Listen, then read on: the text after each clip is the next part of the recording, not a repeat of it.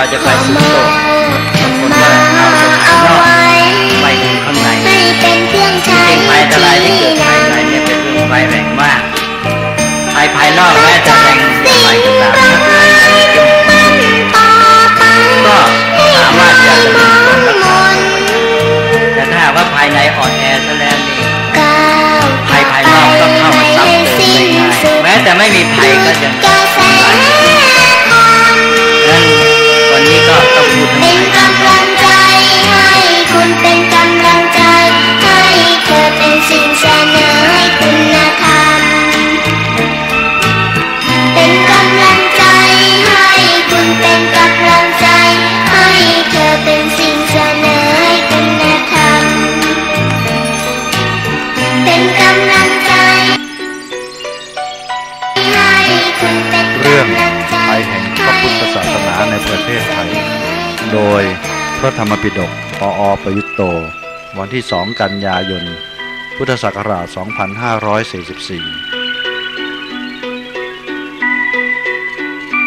การที่เกิดสงครามฆ่าฟันกันระหว่างคนต่างผิวต่างเผ่าเรื่องลัทธิศาสนาเนี่ย เรามามองประเทศไทยเราเนี่ยกลับเป็นประเทศที่ดีที่สุดประเทศที่ร่มเย็นเป็นสุขคนไทยนี่ไม่มีความรังเกียจเดียดฉันคนที่เผ่าไหนลัทธิศาสนาไหนก็อยู่กันได้เป็นอย่างนี้มาตลอดเป็นเวลายาวนานแล้วเพราะว่าคนไทยไม่รังเกียจใครปรับตัวเข้ากับทุกคนได้และที่เป็นอย่างนี้ได้ก็เพราะพระพุทธศาสนาอันนี้แน่นอนเพราะว่าแนวคำสอนของพุทธศาสนานั้นให้มีเมตตา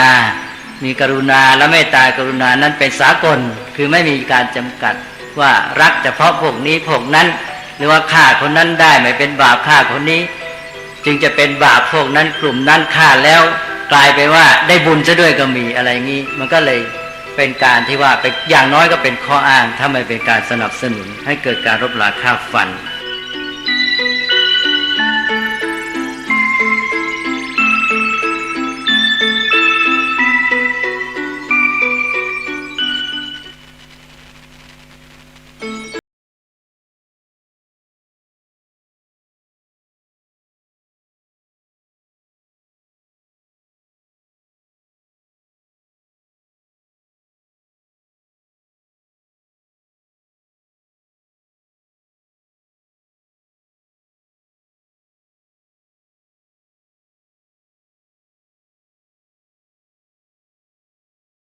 อยากจะเท้าความในประวัติศาสตร์ให้เห็นว่าประเทศไทยของเราเนี่ยเป็นมายังไงแล้วต่อไปเนี่ยยังจะเป็นอย่างนั้นอีกหรือเปล่าในเมืองไทยของเราเนี่ยอยู่ร่วมกับใครก็ได้ถอยหลังไปอย่างที่เราจะมีหลักฐานพอเห็นได้ก็สมัยที่ฝรั่งเริ่มเข้ามา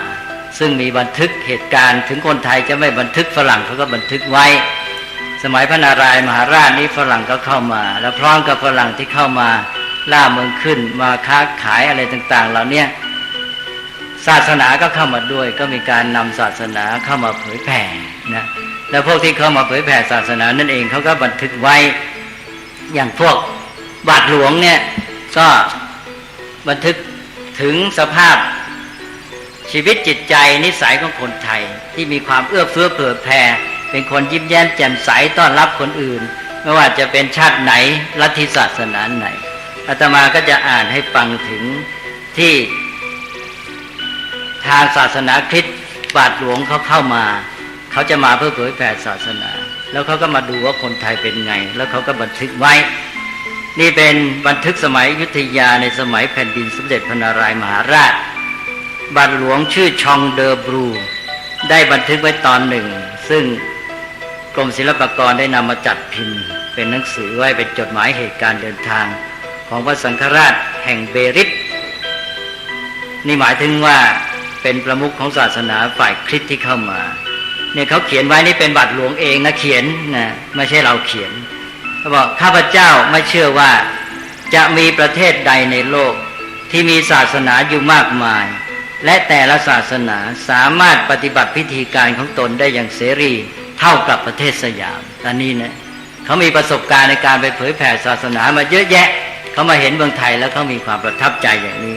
นะและอีกตอนหนึ่งเขาก็เขียนบอกว่าความคิดของชาวสยามที่ว่าทุกศาสนาดีดังนั้นพวกเขาจึงไม่แสดงตนเป็นปฏิปักษ์ต่อศาสนาอื่นใดหากศาสนานั้นๆสามารถยืนหยัดอยู่ได้ภายในกฎหมายของรัฐนับแต่โบราณกาลผู้ปกครองของไทยมีเจตนารมณ์อันดีงามที่จะปล่อยให้แต่ละชาติปฏิบัติพิธีการทางศาสนาของตนได้อย่างเสรีแล้วก็มีอีกตอนหนึ่งก็บอกว่านี่เองคือเสรีภาพในส่วนที่เกี่ยวกับการนับถือศาสนาอันเป็นสิ่งที่คนทั้งหลายได้ชื่นชมกันอยู่ในราชอาณาจักรแห่งนี้อันนี้บาทหลวงเขียน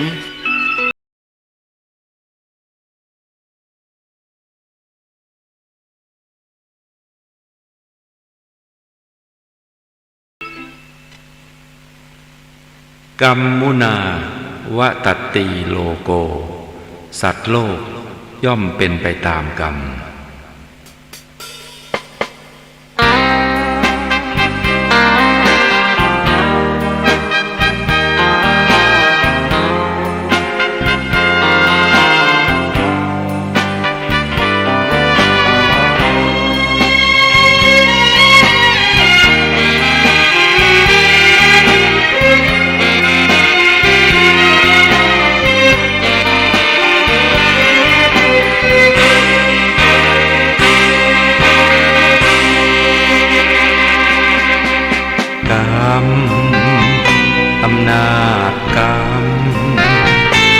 ศลกรรมหรืออกุศลกรรมทุกการกระทำเป็นกรรมชั่วกรรมดีคนเราเกิดมาเป็นไปตามกรรมเช่นนี้ทำชั่วทำดีล้วนแต่มีผลกรรมจะอยู่ห่างจะไปจะไปจนสุดขอบฟ้าอย่าผิดพลาดเธอไปธรรมะที่บริสุทธิ์ดุจกระแสทางราเป็นกำลังใจเป็นกำลังใจให้เธอเป็นสิ่งเสนอให้มาคุณธรรมของสายคนและสัตว์ทั้งหลายที่เป็นไปตามชีวิตเป็นแต่เพียงที่ไม่มาเป็นสายทางที่ชุ่มปาแผ่นฟ้าเป็นกระทำมัวกระทำเรื่องบาปหลายตอนเกิดใหม่พบหน้าแน่นอนมารบร้อนมาสับ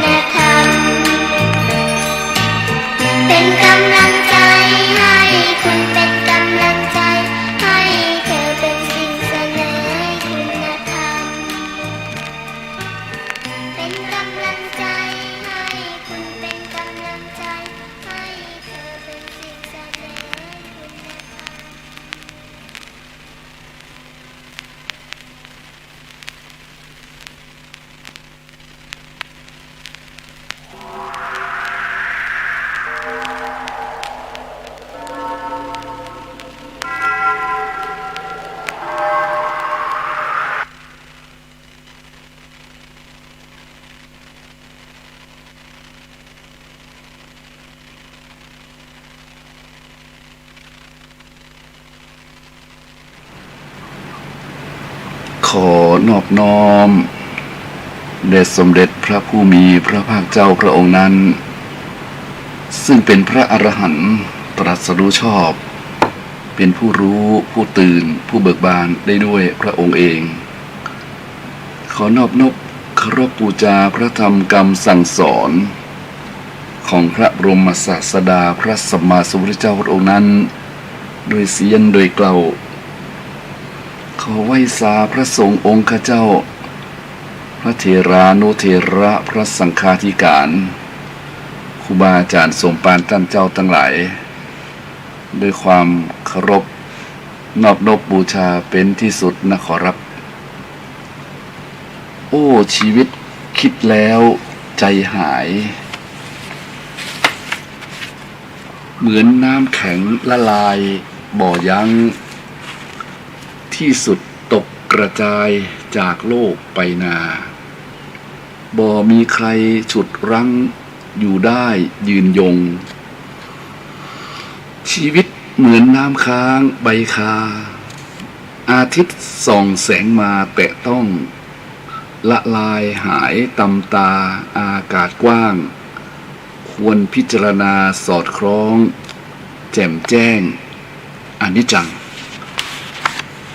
มงคลชีวิตประสิทธิพรคำกรสอนใจธรรมบรรณาการหลวงปู่จันทร์กุสโรพระพุทธพจนวราพรหลวงปู่จันทร์วัดเจดีย์หลวงท่านประพันธ์ไว้ได้ไพเราะเพราะพริ้งกินใจอ่านเมื่อใดดูเมื่อใดมีความสุขชีวิตคิดแล้วใจหายจริงๆวันนี้ขอไหว้สาบารมีธรรมครูบาอาจารย์สมบานท่านเจ้าทั้งหลายที่อยู่ในคลื่น 104.5 วัดไฟหินแห่งนี้วันนี้รายการธรรมะเพื่อการศึกษาเพื่อสืบสารและเพิ่มแรงบันดาลใจวัดชัยสถานโดยสมาภาพพระครูประภัชชัยคุณวัดชัยสถานป่าเสาน้อยมาในวันนี้ก็มารับใช้ครูบาอาจารย์รับใช้พระพุทธศาสนารับใช้คุณพุทธเจ้าคุณพระธรรมเจ้าคุณพระสังฆเจ้าในเวลาบ่ายวันนี้จนถึงปุณณญาติโยมทั้งหลาย3 โมงเนาะวันนี้อยู่กันยาวนานวันนี้ก็ต้องขออนุโมทนากับทางสถานีวิทยุคลื่นพระพุทธศาสนาแห่งชาติและสังคมวัดไฟหิน 104.5 ซึ่งมีอาจารย์ท่านพระครูสมุขวิศวัตรวรกิจโจในสถานีเป็นผู้ที่อำนวยความสะดวกในคลื่นเสียงคลื่นนี้และมีศรัทธาญาติโยมทั้งหลายได้สดับรับฟังกันมากมายกระจายกันออกไปหลายสถานีหลายสถานที่ซึ่งก็ไปตามเรียกว่าไปตามยุคโซเชียลยุคไฮเทคยุค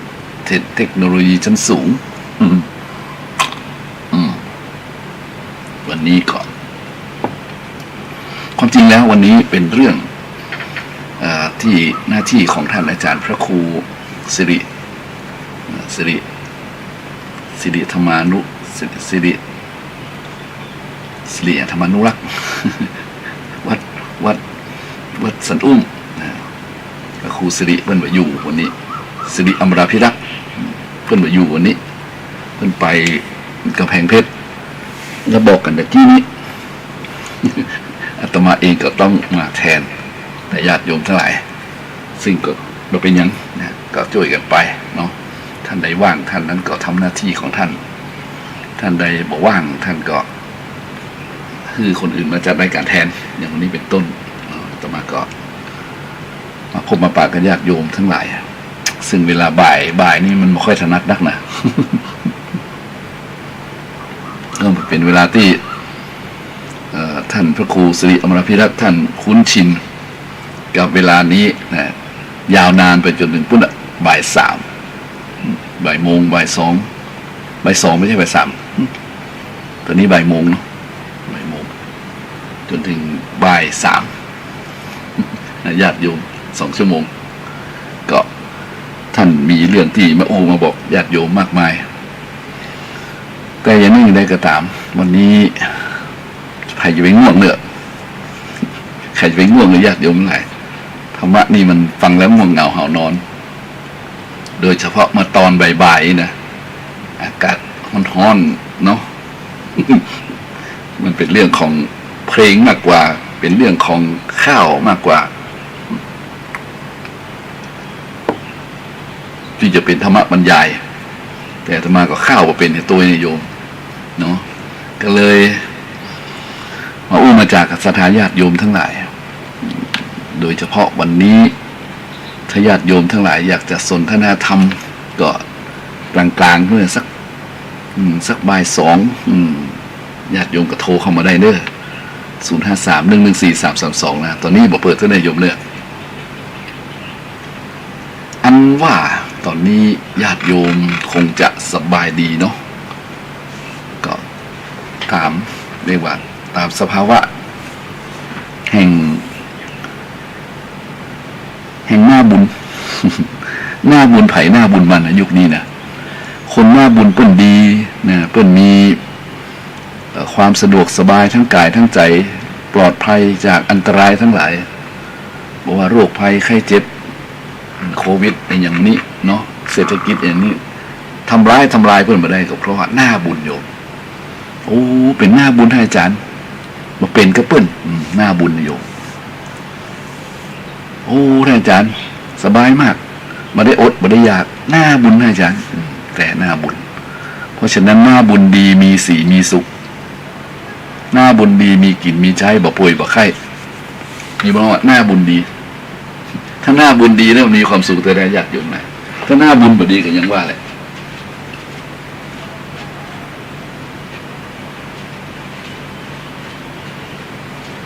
ถ้าหน้าบุญบ่ดีมันก็มีแต่ความ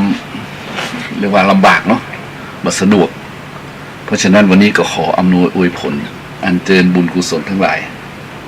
มาเป็นหน้าบุญเป็นบารมีให้แก่ศรัทธานาบุญญาติโยม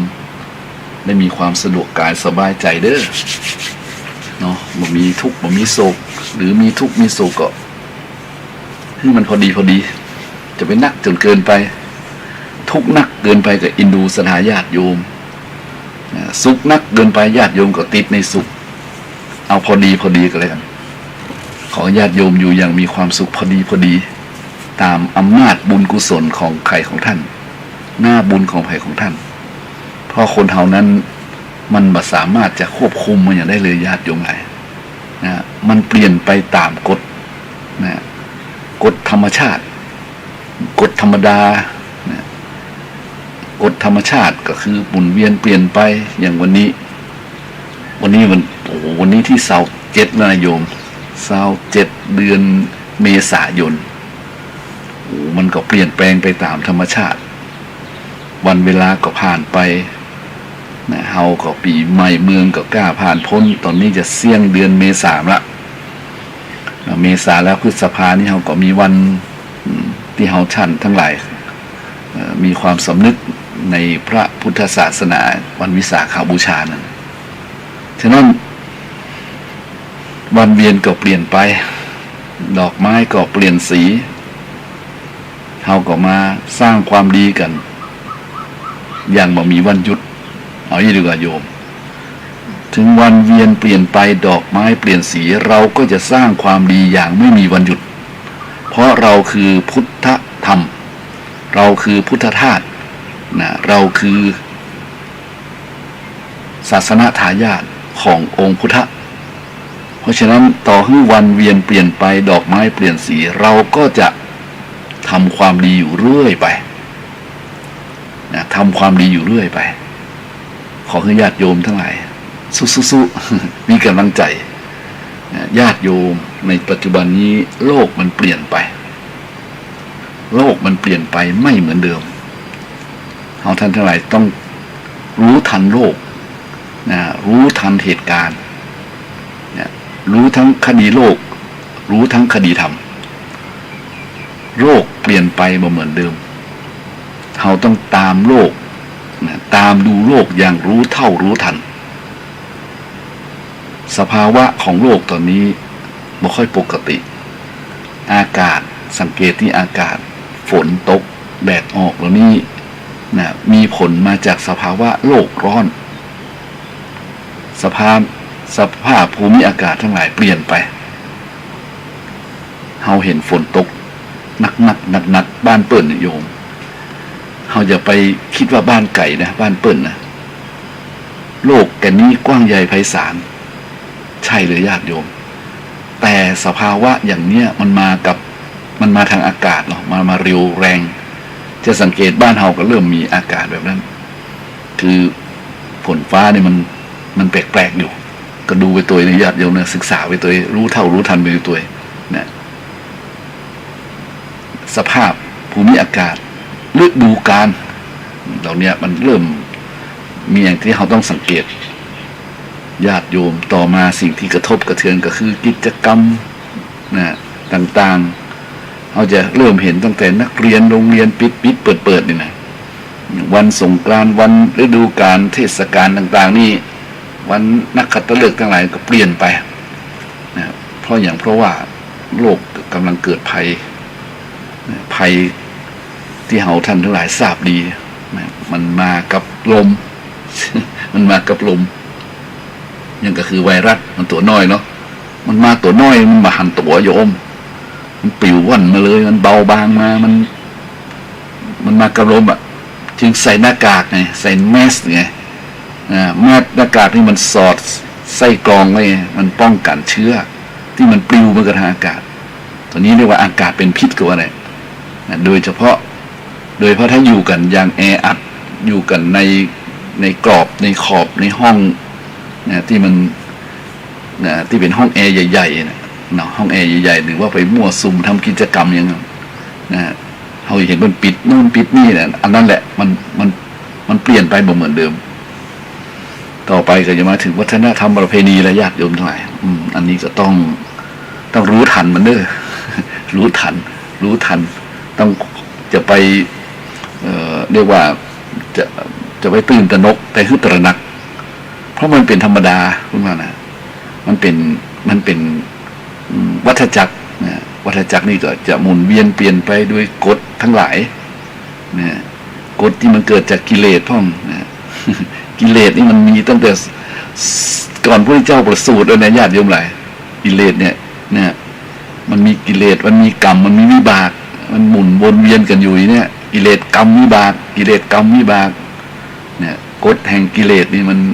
มันก็ทำให้โลกเปลี่ยนแปลงได้เหมือนกันเพราะคนเราจะอยากดีอยากเด่นอยากได้อยากไปอยากเป็นอยากเอาไว้นะนัตถิตัณหาสมานัตถีนี่นะ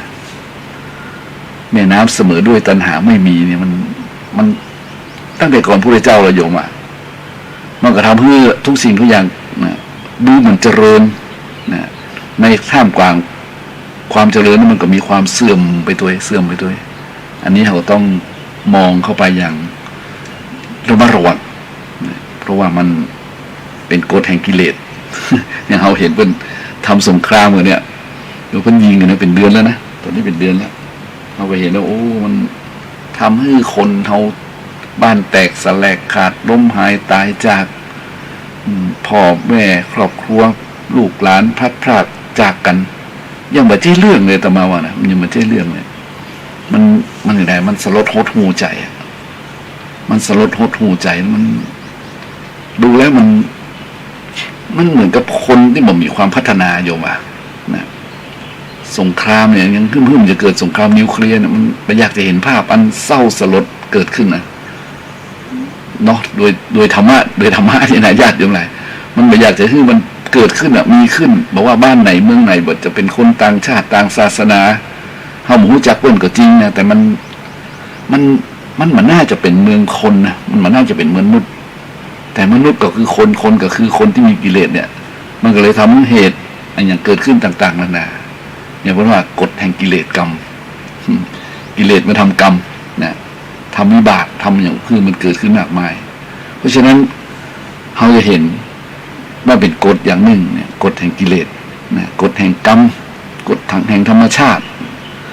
กฎธรรมดาของโลกเราต้องหูทันจะได้ตระหนักไว้จะได้ระวังไว้บ่ประมาทในญาติโยมหลายเพราะฉะนั้นก็โลกเปลี่ยนไปบ่เหมือนเดิมตอนนี้ผู้คนทั้งหลายก็เนาะเขาก็อินดูซึ่งกันและกันนะแต่เขาจะทำยังไงได้และญาติโยมทั้งหลายมันเป็นเรื่องที่นอกเหนือการควบคุมของเขามนุษย์น้อยๆอย่างเขาเนี่ย ในญาติโยมเหมือนกับเพิ่งตัวน้อยๆตัวหนึ่งเหมือนมดตัวน้อยๆตัวหนึ่งมันแทบจะบ่มีสิทธิ์บ่มีเสียงในปฏิพีนี้ในปฏิพีนี้แต่เฮาก็ยังให้เกียรติซึ่งกันและกันเนาะยังให้เกียรติซึ่งกันและกันก็อยู่ด้วยกันได้อยู่สบายอยู่เนาะมีหูสองน้องหูหนึ่งน้ำพึ่งเสือเรือพึ่งปลาอัธยาศัยเขาก็คิดเขาก็จิตคิดดูเราก็ใจนะเอาท่านทั้งหลายเคยพึ่งปลาใส่ซึ่งกันและกันก็จะทำให้เรา อยู่ได้นะแต่ต้องใจความอดทนหน่อยนะอดทนสูงหน่อยไม่ใช่อดทนธรรมดาได้ญาติโยมหลายฉะนั้นวันนี้ก็จะมาอู้ถึงเรื่องนะสั่งสมบุญดีกว่าสั่งสมบาปนะญาติโยมสั่งสมบุญดีกว่าสั่งสมบาปพระเจ้าเพิ่นบอกว่าโลโกปถัมภิกาเมตตาเมตตาธรรมเป็นเครื่องค้ำจุนโลกเพราะฉะนั้นคนที่มีเมตตานี่นะจะต้องสั่งสมบุญสั่งสมบุญมันสั่งสมในสิ่งที่ดีมันเบามันสบายเบาสบายสั่งสมบุญนี่นะสุขกายสุขใจเพราะบุญนี่เป็นชื่อแห่งความสุขนะชื่อแห่งความสุขคนใดทำบุญคนนั้นมีความสุขอย่างเฮาท่านทั้งหลายเนี่ยเดี๋ยวนี้เฮามีความสุขแสดงว่าเฮาสั่งสมบุญเฮาท่านทั้งหลายมีบุญอย่าคิดว่าบุญมันจะอยู่กับเฮาหมดตลอดเวลาในเวลายาวนานบุญจะบ่เสี่ยงบุญจะบ่หมดบ่ใจโยมบุญก็มีวันหมดวันเสี่ยงเหมือนกับน้ำมันรถเติมน้ำมันรถใจไปทุกวันน้ำมันหมดน้ำมันรถหมดนั่นก็ญาติโยมถ้ามันถูกใจไปบุญก็เช่นเดียวกันถ้าเอาคืนไปใจอย่างเดียวแบบสั่งสมบุญนี่นะบุญหมดคนหมดบุญเป็นเหมือนว่าเทวดาตกสวรรค์นะเทวดาตกสวรรค์นะญาติโยมเทวดาตกสวรรค์นี่ก็เพราะบุญหมดเพราะฉะนั้นเรามาสั่งสมบุญกันดีกว่าเพราะบุญเป็นความสุขบุญเป็นความเบาบุญเป็นความสบายนะสั่งสมบุญไปนานๆด้วยนะไปเหมือนมือเนี่ยบุญก็จะกลายเป็นบารมีแล้วเนี่ยบุญบารมีสร้างสมบุญอบรมบ่มเพาะการทำบุญเรื่อยๆไปเนี่ยมันก็จะกลายเป็นบารมีเป็นเรียกบุญบารมีนี่บุญบารมีตัวเนี้ยญาติโยมไทยมันจะสามารถนะมันจะสามารถติดตามตัวตนคนเฮาไปนะเพิ่นว่าวาสนาบารมีวาสนาบารมีที่เราทำในภาคนี้ในชาตินี้ในการเป็นมนุษย์ในครั้งนี้เนี่ยพอเราทำไปเรื่อยๆเนี่ยแม้ว่าร่างกายของเราต้องหมดอายุไขคืออายุต้องมันมีกำหนดเนาะอายุไขก็เสี่ยงอายุจากการเป็นมนุษย์นี่คนเฮานี้เพิ่นเกิดมาอยู่ได้ก็120 ปีนะ120 ปีนี่เต็มที่นะโยมส่วนมากก็100นะ120 ปีก็มีอยู่สมัยโบราณมีอยู่อย่างครูบาอาจารย์อย่างพระนางประชาบดีโคตมีก็120นะตอนนั้นท่านไว้พระกัสสปะเถระเจ้านี่ก็120พระอานนท์ก็120นะหมู่นี้นะญาติโยมหลายพระท่านอัญญากุลอัญญะนี่ก็มี120หมดอ่ะนะเฮาท่านได้ก็อยากได้120เหมือนกันโยมทีนี้มันต้องอบรมบ่มเพาะเนี่ยมันถึงเป็นวาสนาบารมีนะ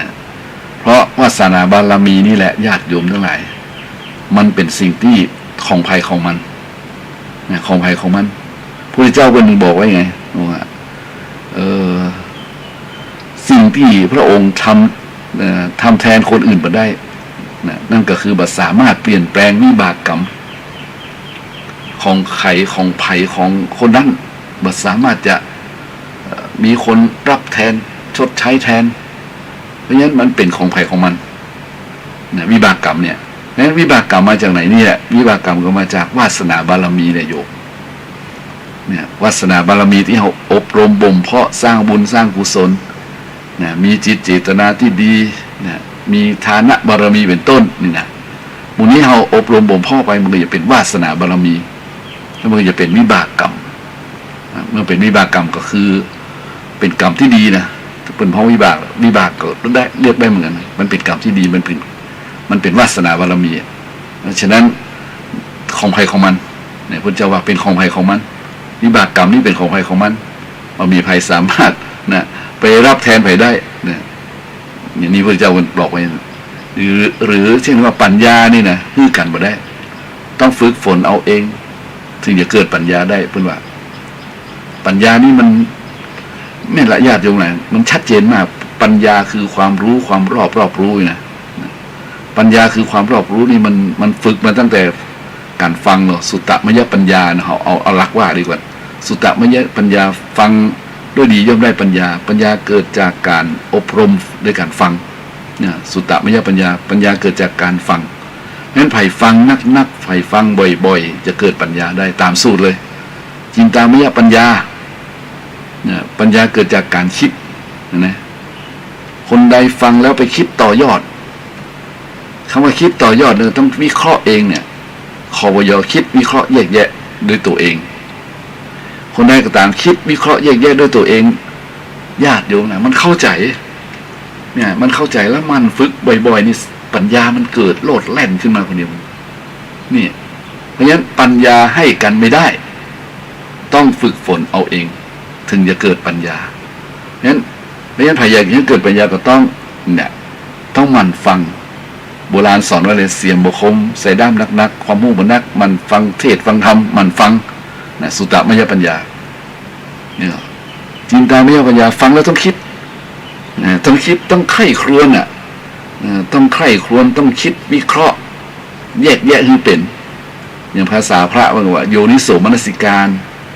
โยนิโสมนสิการคือมนสิการไว้ในใจโยนิโสมนสิการคือคิดไว้ในใจแล้วก็ส่องดูด้วยปัญญาด้วยความรู้ยากเหมือนนายโยมนะส่องดูเข้าไปเนี่ยเพ่งดูเนี่ยนะคิดวิเคราะห์แยกแยะส่องดูโยนิโสเหมือนกันนะพิจารณาอย่างละเอียดลึกซึ้งนะตั้งสติมั่นมุ่งตรงวิเคราะห์ทุกนี้จริงหรือเปล่าเนี่ยทุกมีจริงหรือเปล่าเนี่ยสาเหตุแห่งการเกิดทุกข์อยู่ตรงไหนทำไมท่านจึงบอกว่าสมมติปัญญานะทำไมท่านจึงบอกการเกิดเป็นทุกข์จาติปีทุกขาทำไมท่านบอกว่าชราธิทุกขาพยาธิทุกขาเนี่ยทำไมว่าการเกิดเป็นทุกข์ทำไมท่านจึงว่าการแก่เป็นทุกข์ทำไมท่านจึงว่าการเจ็บเป็นทุกข์การตายเป็นทุกข์ทำไมเนี่ยเขาคิดอย่างเขาตั้งประเด็นของเราคิดวิเคราะห์อ๋อเขาจะเข้าใจเอาปัญญาจะเกิดขึ้นละนี่ปัญญาจะเกิดขึ้นโอ้จริงแฮะจริงแฮะที่ว่าความเกิดเป็นทุกข์เพราะว่าถ้าเกิดมามันก็จะเข้าไปสู่ความแก่ซ่อมเป็นทุกข์ความเจ็บซ่อมเป็นทุกข์ความตายซ่อมเป็นทุกข์ต้องพลากจากคนรักของรักแล้วตายแล้วไปไหนก็ไม่รู้เป็นทุกข์ตายแล้วมาเกิดอีกเป็นทุกข์โอ้โหมันคิดได้มากมายปัญญาเกิดขึ้นตรงนี้ต้องฝึกถ้าฟังแล้วบอกฝึกคิดนี่อย่างเดียวนะฟังเลยนะถ้าฟังแล้วบอกคิดตัวเนี่ยเดี๋ยวมันง่วงโยมเดี๋ยวเผลอไม่เคลิ้มไปใช่ไหม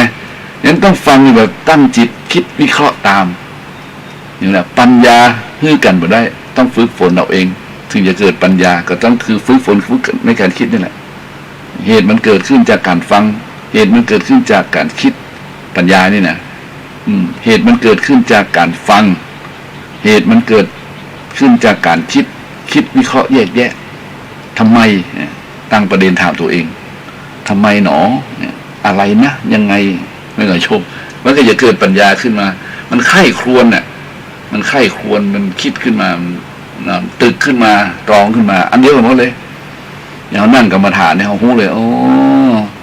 มันแก่มันเป็นทุกข์อีโลเนี่ยลูกโอยนั่งโอยลูเนี่ยเจ็บตายมันเป็นทุกข์มันหูหมดหูทุกข์เลยเข้าใจในทุกข์ปัญญาอย่าเกิดขึ้นไม่ทำไงเนี่ยมันต่อคนนี้มันให้มันต่อคนนี้มันยากอยู่ไหนมันจะเป็นปัจจตังเนี่ยยิ่งเขาตามหลักการเนี่ยเหตุแห่งเกิดแห่งปัญญาเนี่ยจะประเด็นตรงนี้ว่าปัญญาฮื้อกันมาได้เนี่ยเอาก็ต้องมาดูตรงนี้ปัญญาเกิดจากการฟังปัญญาเกิดจากการคิดปัญญาเกิดจากภาวนาเรียกว่าภาวนามยปัญญาภาวนามยปัญญานี่ก็คือนะทำจิตให้สงบจิตมันสงบมันสะอาดมันสว่างโยมเพราะฉะนั้นทำไมว่าภาวนามยปัญญามันสำคัญบางคนมาเถียงกันหลายเรื่องนะฮะแต่หลักของเพื่อนก็คือเนี่ยมันต้องเจริญทั้งสมถกรรมฐานและวิปัสสนากรรมฐานควบคู่กันไปใช่ไหมทีนี้อย่างเราทดสอบด้วยความจริงนี้เราจะเจริญสมถกรรมฐานก่อนคือทำจิตให้สงบก่อนนะจิตมันสงบนี่มันจิตมันมีพลังนะครับต้องยืนยันว่าจิตที่สงบแล้วจิตมีพลังเนี่ยนะพลังเหมือนพลังหมูมันจิตที่มันสงบแล้วมันสงบนิ่งมันเป็นอัปปนาสมาธินี่นะมันมีพลังของมัน นะมันนิ่งสงบเนี่ยโยมมันจะเกิดปัญญาขึ้นมาตรงนี้แต่ถ้าเอาไปพิจารณาสิ่งใดสิ่งหนึ่งขึ้นมาอ๋อเนี่ยมันจะเห็นชัดเจนนะเพราะจิตมันเป็นสมาธิมันจะเห็นชัดเจนนะเห็นในจิตเห็นในใจเห็นด้วยปัญญาเห็นด้วยตัวเนี้ยเห็นด้วยสตินี่แหละเพราะมันสงบไงเป็นอุปมาเหมือนบอกว่าเหมือนกับไอ้อย่างก็น้ำบ่อน้ำนี่มันถ้ามันกระเพื่อมเฮาก็เห็นมันเหลื่อมพรายเนาะมันมีเงาเนี่ยมันยิบระยับมันพอก้นบ่อนี่มันมาลางมาเลืองไงโยมมันมาลางมาเลืองแต่ถ้ามันสงบนิ่งน้ำมันสงบนิ่งเขาสามารถเห็นมองเข้าไปทะลุก้นบ่อได้เลยอุปมานี้ฉันใดจิตที่สงบก็เหมือนน้ำในบ่อที่มันสงบเพราะฉะนั้นขอท่านทั้งหลายสร้างปัญญาด้วยตัวเองอย่างเงี้ยนะมันฟังมันคิดมันพิจารณาแล้วมันทำจิตที่สงบนะก็คือภาวนาแล้วปัญญาจะเกิดขึ้นถ้าปัญญาเกิดขึ้นแล้วมันเป็นญาติโยมแหละบอกว่าถ้าปัญญาเกิดขึ้นแล้วโอ้ญาติโยมแหละมันมีสมบัติติดตัวเลยเราบ่ต้องไปยืมจมูกคนอื่นหายใจได้เลยอ่ะสามารถยืนบนลำแข้งลำขาด้วยตัวเองเลยเหมือนกับคนมีเงินในกระเป๋าอ่ะไม่เกิดญาติโยมแหละคนมีปัญญาด้วยตัวเองเหมือนกับคนมีเงินในกระเป๋าเนี่ยจะอาศัยคนอื่นสิ่งอื่นน้อยที่สุดนะประคับประคองอยู่กันสังคมเนี่ยนะจะยังเป็นผู้นำเหมือนกันฮะเนี่ยคนมีปัญญาเนี่ยนั้นปัญญานี่จะเป็นผู้ที่รู้เท่ารู้ทันนะรู้กันรู้แก้เนี่ยญาติโยมหลายเพราะฉะนั้นปัญญาสิ่งเดียวเท่านั้นที่จะสามารถทำให้เราท่านทั้งหลายฝ่าฟันอุปสรรคนะและปัญญานี้ถ้าไผ่มีแล้วเนี่ยญาติโยมทั้งหลายมันเกิดจะบะตกต่ำมันเกิดจะบะถอยนะคือหมายความว่าถ้ามีปัญญาสิ่งเดียวเนี่ยมันปัญญาในที่นี้ต้องเข้าใจว่ามันรู้ชัดนะโยมปัญญาแปลว่ารู้ชัดทั้งเรียกว่าโลกียปัญญาทั้งโลกุตระปัญญาเนาะมันมีสองทางเนี่ยทั้งโลกกับทางธรรมถ้าเป็นชาวบ้านฆราวาสญาติโยมทั้งหลายนี่ก็จะเป็นผู้ที่มีปัญญาในด้านโลกียปัญญาหมายความว่าสามารถอยู่ครองโลกครองฆราวาสได้โดยมีปัญญาสามารถพัฒนาเรียกว่าทรัพย์ทั้งหลายให้เกิดขึ้นได้ถ้าบ่มีปัญญานี่บ่มีทางของญาติโยมเลยอย่างมากก็เป็นธรรมดาทั่วๆไปเนี่ยแต่คนมีปัญญานี่มันสามารถพัฒนาตัวเองให้มีทรัพย์มีอย่างมากมายขึ้นได้นี่อู้ถึงโลกียปัญญานะมันจะขวนขวายมันจะอย่างคนเดียวมันนะงั้นถ้าโลกุตระปัญญานี่ไม่ต้องอู้ถึงละมันก็ญาติโยมนี่พวกเราปัจจตังละเพราะฉะนั้นถ้ามาอู้กันวันนี้ว่าถ้ามีปัญญาเนี่ยเราสามารถทำที่ปึ้งขึ้นกับตัวเขาได้นั่นก็คือสร้างบุญเป็นที่ปึ้งของเรานะทั้งในโลกนี้และโลกหน้าญาติโยมต้องเข้าใจกันว่าบุญเนี่ยท่านทั้งหลายเนี่ยสามารถเป็นที่ปึ้งของเขาทั้งในโลกนี้และโลกหน้าได้อย่างสบายนะเพราะว่าคนเรานี่มาดีเพราะมีบุญเนี่ยเราอู้กันบ่อยๆเนาะถ้าบ่มีบุญนี่โอ้ยญาติโยมหลายก็เห็นอยู่ถ้าบ่มีบุญเนี่ยพอในโลกนี้เนี่ยในโลกนี้มันแตกต่างกันนะภูมิอากาศภูมิประเทศแล้วก็กลุ่มคนชนที่เขาอยู่ด้วยกันเนี่ยเขาเห็นบ้านเปิ่นบ้านเฮาต้องมาเปรียบเทียบกันวิเคราะห์เฮานี่โชคดีมีความสุขขนาดเมืองไทยใหญ่อุดมสมศักดิ์ศรีคนดีก็หลายคนร้ายก็เยอะก็โยมคนดีก็หลายคนร้ายก็เยอะเพราะฉะนั้นเราคิดถึงเฮานี่โชคดีเว้ยเนี่ยเฮานี่โชคดีเจอแต่คนดีๆเนี่ยเพราะฉะนั้นคนดีๆเนี่ยต้องสร้างบุญเพื่อเสริมบารมีสร้างบุญเพื่อเสริมบารมีอย่างแรกที่สุดนะก็ต้องรู้จักการแบ่งปันนี้มันจะทำลายความตระหนี่ทีเดียวนะซึ่งเขาก็รู้กันดีว่านั่นคือทานังหรือทานะการบริจาคการให้การแบ่งคนที่มีปัญญาเนี่ยสร้างบุญบารมีเนี่ยเปิ้นฮื้อด้วยความมีปัญญาเปิ้นบอกว่า เพราะรถตรณีนะเพราะรถตรณีความตรณีนี้มีเหมือนกันทุกคนนะท่านทั้งหลายนะคนที่ละตรณีได้นี่จริงๆโอ้โหต้องเป็นคนที่สูงส่งมากในการสั่งสมอบรมบ่มเพาะนี่นะเพราะฉะนั้นคนที่เพิ่นมีปัญญาบารมีและเพิ่นฮือทานเนี่ยนะเพิ่นมีทรัพย์มากเพิ่นก็แบ่งคนนั้นคนนี้เพิ่นมีจิตใจเอื้อเฟื้อเผื่อแผ่ต่อคนรอบข้างโดยบ่หวังผลตอบแทนอันนี้แหละญาติโยมทั้งหลายคือวัตถุประสงค์ของการทำทานฮือทานแบ่งปันเพราะคนเราในโลกนี้มันบางทีมันมีโอกาสบ่เท่ากันวาสนาบารมีบ่เท่ากันเพราะฉะนั้นก็จะอาศัยน้ำใจของคนมีปัญญามีทรัพย์ลาบตนีเหล่านี้เอื้อเฟื้อเผื่อแผ่ลงมาถามว่ามีไหมโอ้มีเยอะในโลกนี้ก็มีเยอะนะพอๆกันนะครึ่งต่อครึ่งคนตนีก็มีเยอะนะคนที่เอาเปรียบคนอื่นก็มีเยอะนะคนที่พยายามจะแบ่งจะปันก็มีเยอะเกินต่อเกินเอาว่าเข้าข้างไข่นะไม่ตึงต่อเกินญาติโยมไหนอย่างที่เพิ่นบอกว่าคนดีก็มีทั่วคนชั่วก็มีมากในโลกนี้นะคนดีมีทั่วคนชั่วมีมากแต่คนหายากเนี่ยคือคนเสียสละนี่ก็ของมาเคียมหายากเข้ากับตากตำเหนียวเนี่ยไม้เล่มเดียวว่าเป็นกอปอเล่มเดียวว่าเป็นเหล้าอันนี้เป็นโคงไปละโยมแต่หมายถึงเป็นอย่างนั้นหมายถึงเป็นอย่างนั้นว่าคนเฮาเนี้ยมันมีมากมายเป็น 4-5 พันล้านคนดีก็ต้องมีทั่วไปไม่หรอมันเกินกับเกินคนชั่วก็ต้องมีมากทั่วไปแต่คนที่หายากคือคนเสียสละนี่แหละเนี่ยเพราะฉะนั้นคนที่เสียสละที่แท้จริงแล้วคือคนมีปัญญาเองเนี่ยเป็นรู้จักการฮื้อการแบ่งนะเพราะว่าการฮื้อการแบ่งนั้นเป็นรู้ดีว่ามันเป็นการทำลายความตนี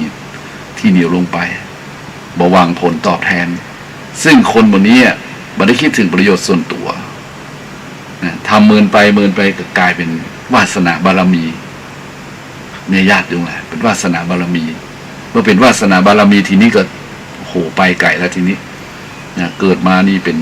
คฤหบดีนั่นหรอเป็นผู้ที่ยิ่งใหญ่ เป็นคนที่มีคนเคารพนอบนบบูชาโอ้มันมาเองนะมันมาเองเลยโยมมันเป็นวาสนาบารมีไงเนาะอันนี้เรียกว่าปัญญามองเห็นแล้วก็ทำไป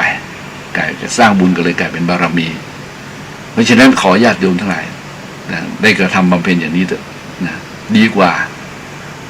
ที่จะทำอย่างอื่นเนาะประการที่สองนี่ว่าคนผู้มีปัญญาอันอบรมดีแล้วนี่นะจะเป็นคนที่มีกายสุจริตนะวจีสุจริตที่มันมาจากมโนสุจริตเป็นคนที่มีศีลธรรมงดงาม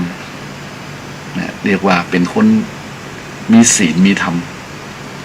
มีศีลมีธรรมนี่ก็คือคนผู้มีความเป็นสุจริตชนเนี่ยโยมถ้าอุถึงสุจริตชนนี่ก็ต้องนึกถึงคนที่เป็นนะกายปกติเนาะสุจริตชนกายปกติก็คือบ่ทำร้ายฆ่าไข่บ่ทำร้ายเบียดเบียนไผ่บ่ทำร้ายบ่เบียดเบียนไผ่แม่ก็โยมบ่ฆ่าไผ่และก็เป็นผู้ที่บ่ลักบ่โลภบ่อยากได้บ่ปล้นบ่จี้ไผ่และก็เป็นคนยินดีในคู่ครองตัวเองยินดีในคู่ครองตัวเองนี่สำคัญนะมันไม่ใช่ทำง่ายๆนะท่าน ก็ไม่ใช่ทำง่ายๆนะมันยากเหมือนนะคนที่จะสมที่พฤติกรรมคือปอนตอนแรกเขาคือตอนมัดมือกันตอนมัดมือตอนแต่งงานจำได้ก่ะขอคืออยู่กันจนถึงไม่เท่ายอดทองกระบองยอดเพชรเนี่ยคือมีลูกเต็มบ้านมีหลานเต็มเมืองคือรุ่งเรืองตลอดกาลนานจนเท่าแก่ชราเนิ่ยโอ้มันไม่ใช่ของง่ายนะวิธีปฏิบัติอันนั้นเพราะฉะนั้นคนที่ปฏิบัติได้อย่างนั้นเรียกว่ารักเดียวใจเดียวไม่แลเหลียวใครอื่นนี่นะไม่ฝืนกฎศีลธรรมเนี่ยจะต้องเป็นคนที่มีอุดมคติ จึงจะรักษาเนี่ยรักษาเรียกว่าพรหมจรรย์ของคนครองเรือนเนาะจริงๆไม่ใช่พรหมจรรย์ของคนเรือนนะพรหมจรรย์นี่เป็นใจสำหรับคนที่ออกจากบวชแต่หมายว่า รักษาครอบครัวไว้ได้อะนะครอบครัวหมายถึงสามีภรรยานี่แหละเพราะสามีภรรยาคนหนึ่งเนี่ยกู้หนึ่งเนี่ยแต่งงานแต่งการกันมากับปฐมวัยเนาะปฐมวัยเขาตั้งแต่25 ปีขึ้นไปไปแต่งงานเนาะบางคนก็19 20แต่งงานตอนนั้นนี่ส่วนน้อยที่จะมีทรัพย์มีสมบัติไม่ใช่ญาติด้วยส่วนมากก็ต้องหากันในช่วงวัยต้นๆกำลังจบเรียนหนังสือใหม่ๆก็ดีแล้วก็ทำการทำงานว่าเกิดพบรักปะกันเนี่ยมันก็เรียกว่าต่างคนก็ต่างมีความรู้ต่างคนก็ต่างมีวิชาแต่ต่างคนก็ต่างกำลังทำงานสร้างเนื้อสร้างตัวเรียกว่าทรัพย์มีน้อยเนาะถ้าบัจจัยเป็นลูกเศรษฐีนะทรัพย์มีน้อยทรัพย์มีบ่หลายมาเจอกันก็ทักกันก็สร้างฐานะด้วยกันนึกออกทำการทำงานด้วยกันอดออมอดอยู่อดกินอดใจอดสะพัดอดในที่สุดมามีลูกทรัพย์สมบัติก็มีมากมายนะลูกคน2 คน3 คนก็ว่ากันไปก็เริ่มมีบ้านมีรถมีที่ดินเนี่ยขึ้นมาทีนี้แหละญาติโยมแหละช่วงนี้แหละตอนที่มีเนี่ยมันจังเผลอแบบนี้แหละเพราะฉะนั้นคนที่สามารถเผลอได้เอาตัวรอดได้นะนึกถึงความเก่าความหลังนึกถึงที่สู้กับชีวิตด้วยกันมายาวนานนึกถึงโอ้ยทิ้งกันมาได้หรอกท่านอาจารย์เนี่ยกัดก้อนเกลือกินด้วยกันนะบ่มีอย่างเลยนะสร้างเนื้อสร้างตัวกันมาตอนนี้เรามีฐานะเราพออยู่ได้ละนะเรามีกูสิ่งกูอย่างเหมือนเปิ้นมีแล้วจะทิ้งกันได้อย่างไรอันนี้แหละยากตรงไหนเป็นคนที่หายากนี่ก็เข้าของมาเคียมหายากเนี่ยของมาเคียมหายากคือรักษาเรียกว่าสภาวะครอบครัวไว้ได้ดีอย่างสม่ำเสมอทั้งต่อหน้าและรับหลังสม่ำเสมอต้นเสมอปลายนะสมะชีวิตตาชีวิตเป็นไปอย่างสม่ำเสมอเหมาะสมคู่ครองอยู่เย็นเป็นสุขลูกหลานมีที่พึ่งทางใจบ้านบ่แตกสลายเนี่ย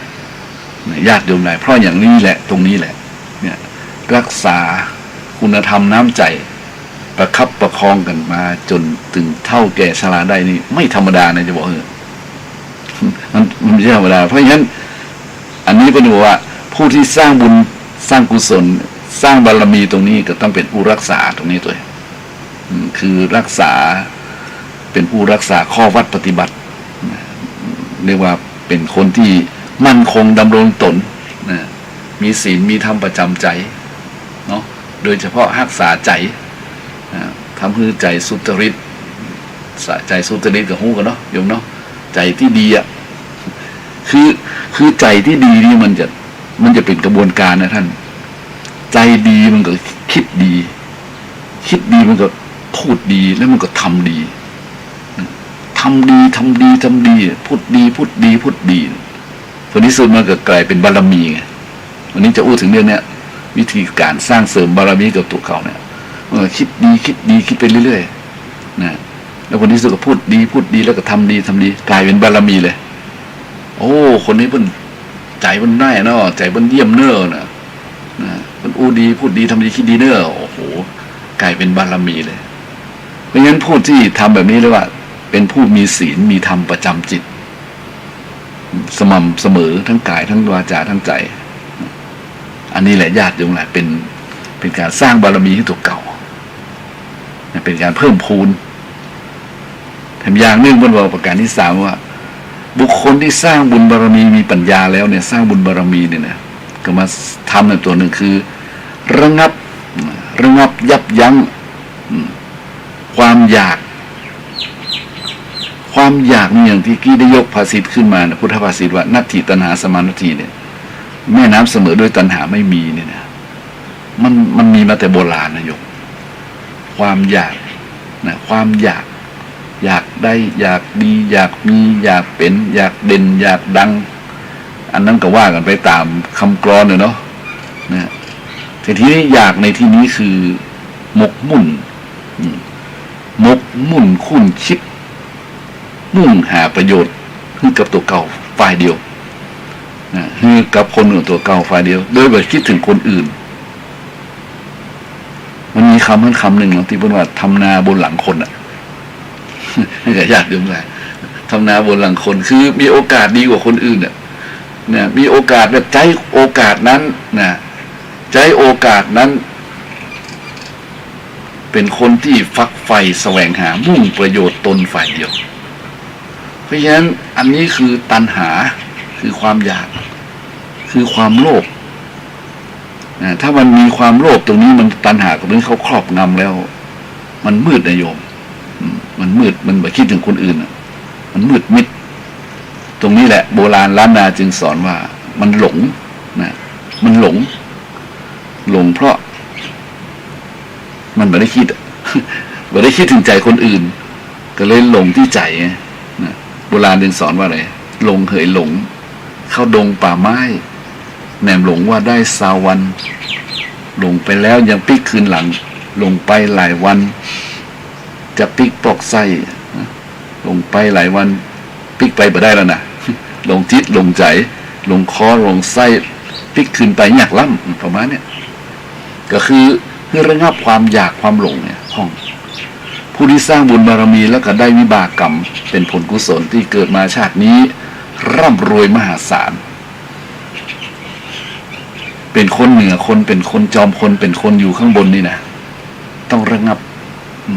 ยับยั้งจะไม่ให้ความอยากมันครอบงำโดยการพิจารณาว่าทุกสิ่งทุกอย่างนั้นเนี่ยเฮาได้มาด้วยบุญกุศลเฮาและเฮาต้องคิดต่อไปว่าบุญกุศลเฮาวันใดวันหนึ่งมันต้องหมดลงไปเกิดขึ้นตั้งอยู่แล้วก็ดับไปและต้องคิดต่อว่าเอาอะไรไปบ่ได้สักอย่างเฮาก็พอรุ่นพ่อรุ่นปู่รุ่นอุ้ยรุ่นยายรุ่นย่าทั้งหลายเพื่อนเหล่านั้นก็เอาอย่างไปได้สักเพราะฉะนั้นเฮาก็ต้องเป็นคนประกอบไปด้วยหลักประการที่สี่คือมีเมตตามีเมตตาสร้างเมตตาจิตต้องสร้างนะโยมเมตตาจิตนี่มันไม่ใช่ว่ามันจะเกิดขึ้นจู่ๆมันเกิดขึ้นนี่มันได้ฮะมันต้องเอียก่อนนะระงับยับยั้งความอยากสะกดความโลภความโกรธความหลงลงไปพ่องนะว่าอยากเอาเปรียบคนนั้นคนนี้นะเห็นแล้วว่าคนเขาก็มีใจมีจิตเขาก็จิตคิดดูเราก็ใจเนาะคนเขามันวาสนาบารมีเหมือนเท่ากันเขาได้อยู่ดีๆเขาได้มีความสุขเนี่ยเขาก็ไปคิดว่าเขาก็เอาไปบะเสี่ยงกินกับวันละ3 มื้อนะเขานี่นะกินวันละ3 มื้อนะนั่นก็โยมใครถ้าเกินกินเกิน4 มื้อ5 มื้อก็ประเมินว่ามันถึงมีปัญหาร่างกายมันก็โยมเพราะว่าโรคภัยไข้เจ็บมันมาจากอาหารกินนักกว่าที่ดีหรออาหารนี้กินนักกว่าดีนะคิดงงกับโยมงงอ่ะอาหารนี้กินนักนี่บ่ได้นะเป็นอันตรายได้เหมือนกันนะเพราะมันดีเกินมันกิ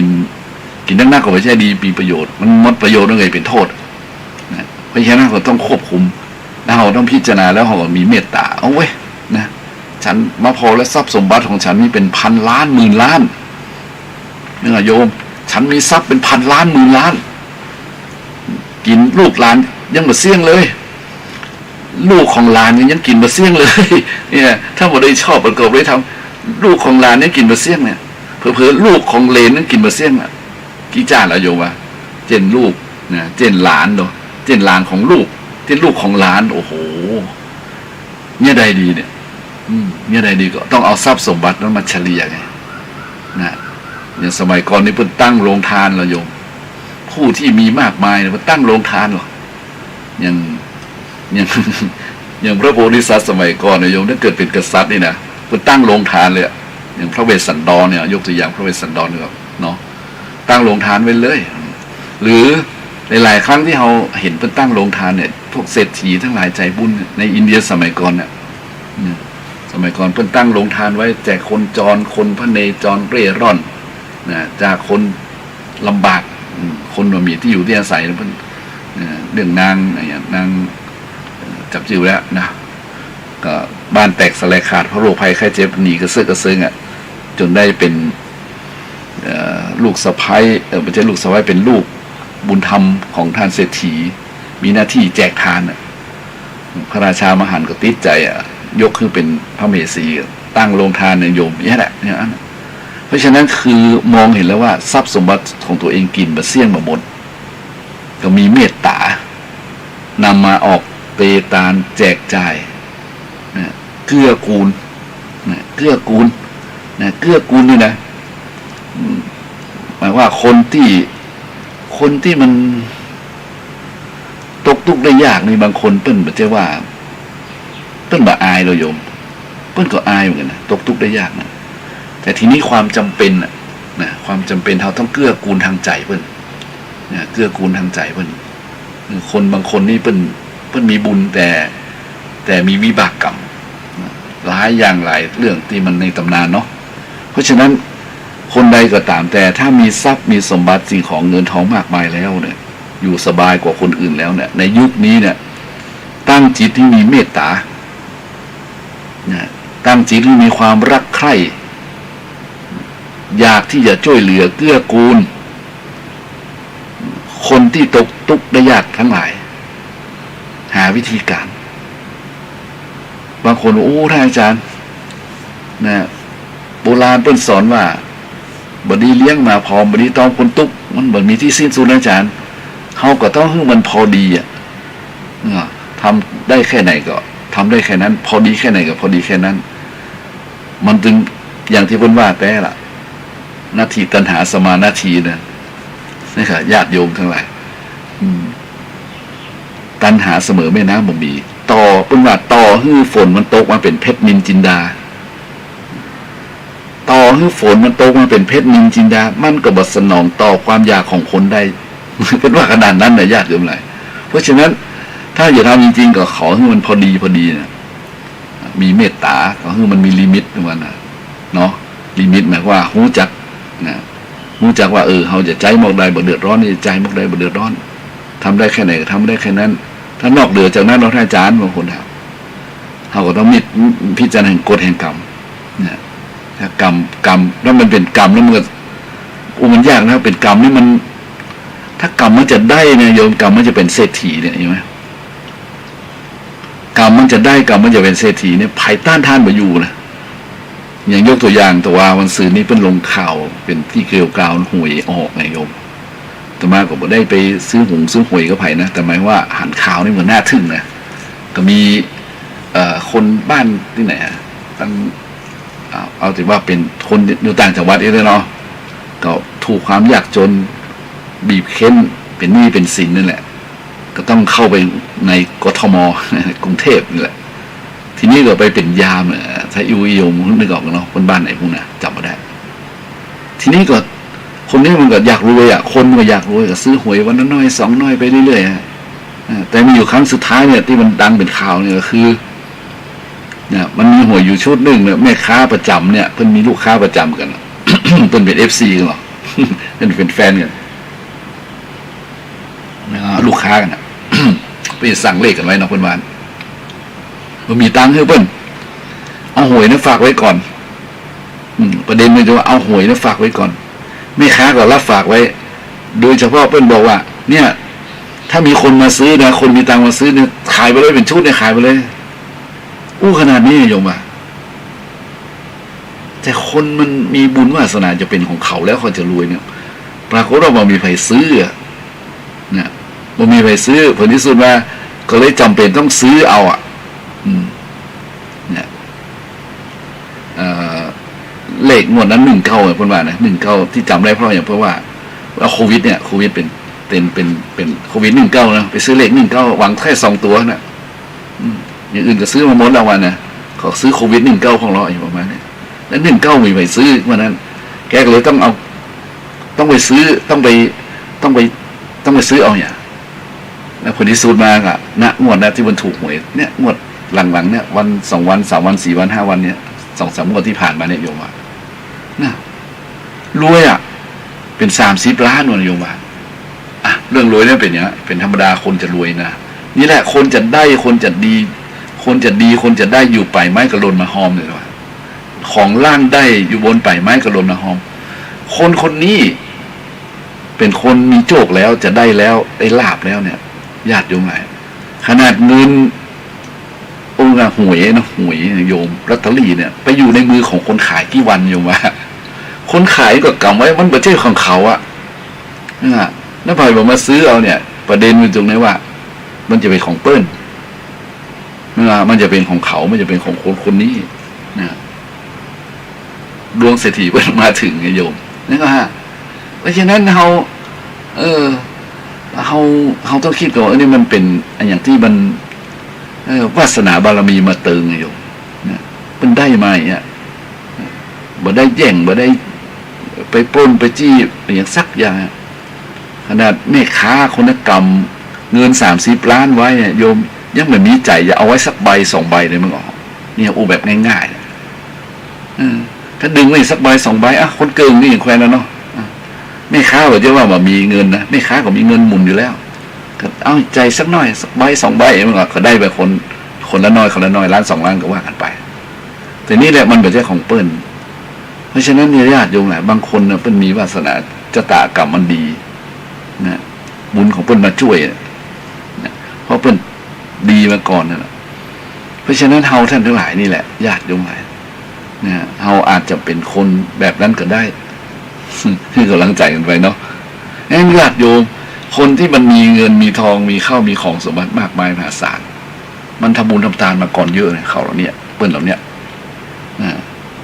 เพราะฉะนั้นเมื่อคุณมีทรัพย์สมบัติพัสถานมากมายคุณมองแล้วคุณสามารถจะใจเสี่ยงได้แน่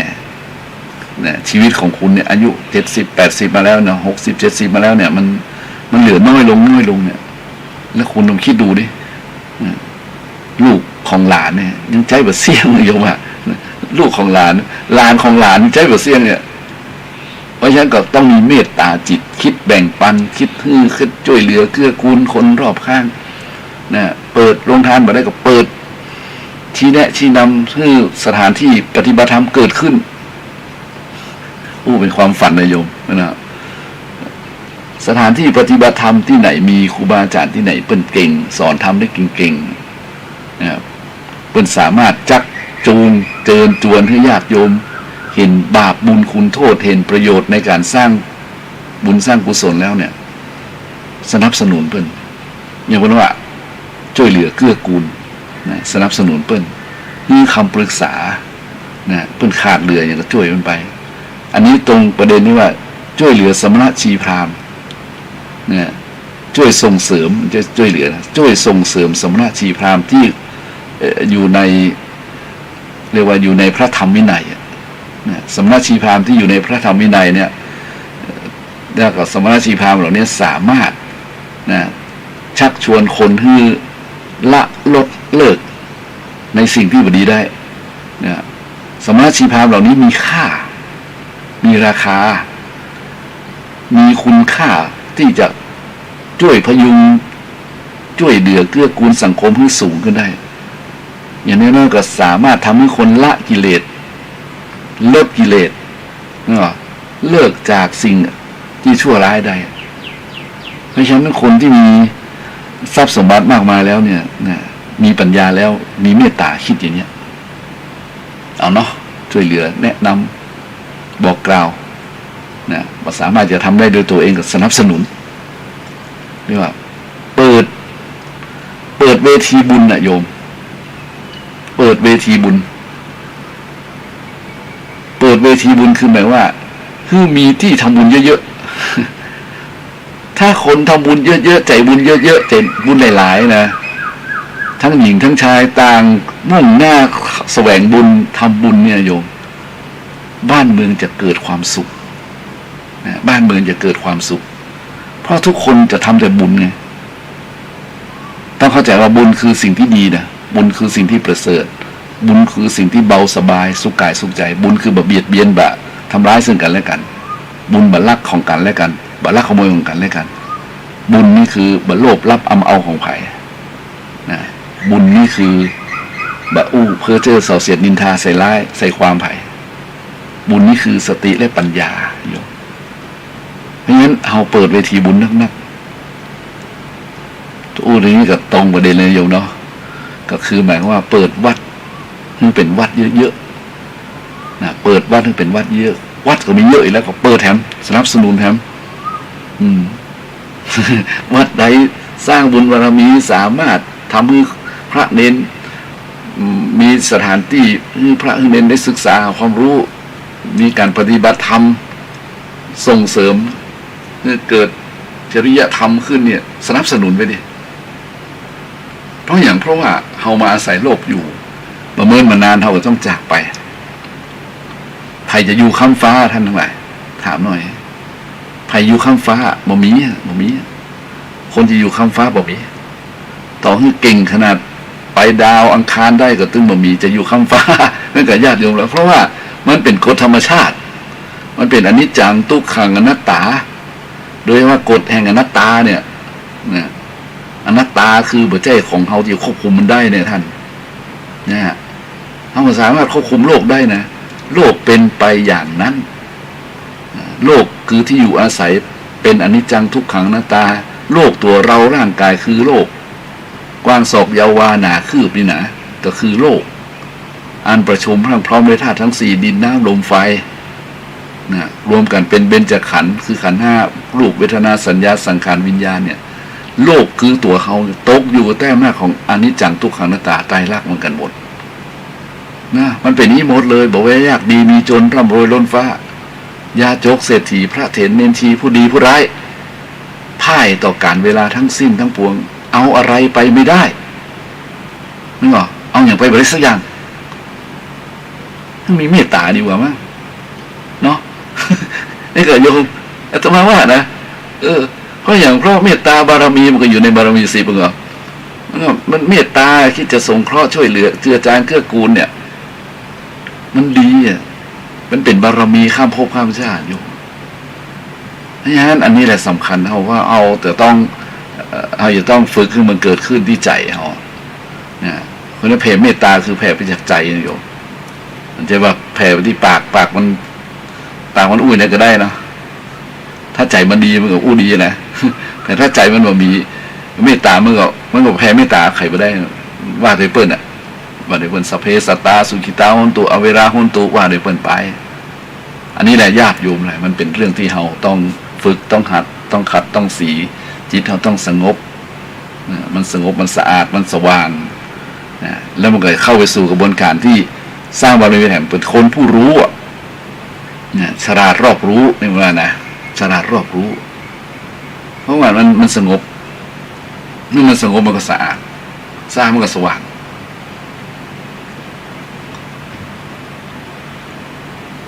สว่างก็คือปัญญาตัวปัญญาปัญญาปัจโชโตโลกัสสมิงเนาะพุทธเจ้าวันว่าพุทธวาสิทธิ์วันว่าแสงสว่างสู้ปัญญาบ่ได้ในโลกนี้ปัญญาเทียวเป็นแสงสว่างในโลกคุณบอกว่าเมื่อคืนนี้แสงสว่างก็คือดวงจันทร์เมื่อวันก็คือดวงอาทิตย์โยมที่เพิ่นว่ากันเพิ่นว่าได้กลางคืนสว่างด้วยแสงจันทร์กลางวันแสดงด้วยสว่างด้วยแสงอาทิตย์เนาะกลางคืนสว่างด้วยแสงจันทร์กลางวันสว่างด้วยแสงอาทิตย์อู้ไปอู้มามันชักจะรัวๆระยมเนาะเพราะฉะนั้นถ้าจิตที่มันสว่างก็คือจิตที่มันฉลาดนี่ก็คือรอบรู้นะโยมเป็นคนรู้จักคิดรู้จักคิดรู้จักพิจารณารู้จักเรียนรู้สิ่งใหม่ๆอยู่เสมออันนี้พูดว่าฉลาด EQ IQ เนี่ยถ้ามันต้องไปด้วยกันนะถ้ามันก็ IQ EQ อย่างเดียวไปได้นะโยม IQ ดีแต่ EQ มีมันรู้อันนี้นะเพราะฉะนั้นฉลาดต้องเฉลียวไปตัวคือรอบรู้นี่ไงฉลาดรอบรู้เป็นคนรู้จักคิดรู้จักพิจารณารู้ว่าสิ่งใดควรสิ่งใดบ่ควรเนี่ยบางอย่างมันก็ควรนะโยมในสมัยโบราณกาลพูดว่าบางอย่างมันควรในเวลาสมัยโบราณกาลพุทธกาลมันก็ควรอยู่ในธรรมะ4อย่างเนี่ยควรในสิ่งที่ควรมันก็ควรอยู่นะโยมนะบางอย่างมันควรสำหรับเหมาะสมควรในสมควรเหมาะสมในกับเหตุการณ์ในขณะนั้นหมายถึงโบราณกาลมันเหมาะตรงนั้นมันเหมาะมันควรแต่พูดถึงปัจจุบันกาลนี่มันบ่เหมาะบ่ควรนะโยม บางสิ่งบางอย่างก็บ่เหมาะบ่ควรได้นะในบางอย่างเนี่ยเนาะสมัยก่อนเหมาะกะโบราณสมัยก่อนพุทธเจ้าก็ดีเนี่ยมันควรในสมัยของเปิ้นแต่มันอาจจะบ่ควรในสมัยของเฮาก็ได้เพราะฉะนั้นนี่เปิ้นว่ารู้จักนะฉลาดรอบรู้คือเป็นพุทธะนะพุทธะนี่คือรู้นะรู้แบบใดรู้แบบยืดหยุ่นเนี่ยโยมยืดหยุ่นคำว่ายืดหยุ่นนี่มันไม่ใช่ว่ายืดหยุ่นจนยานนะ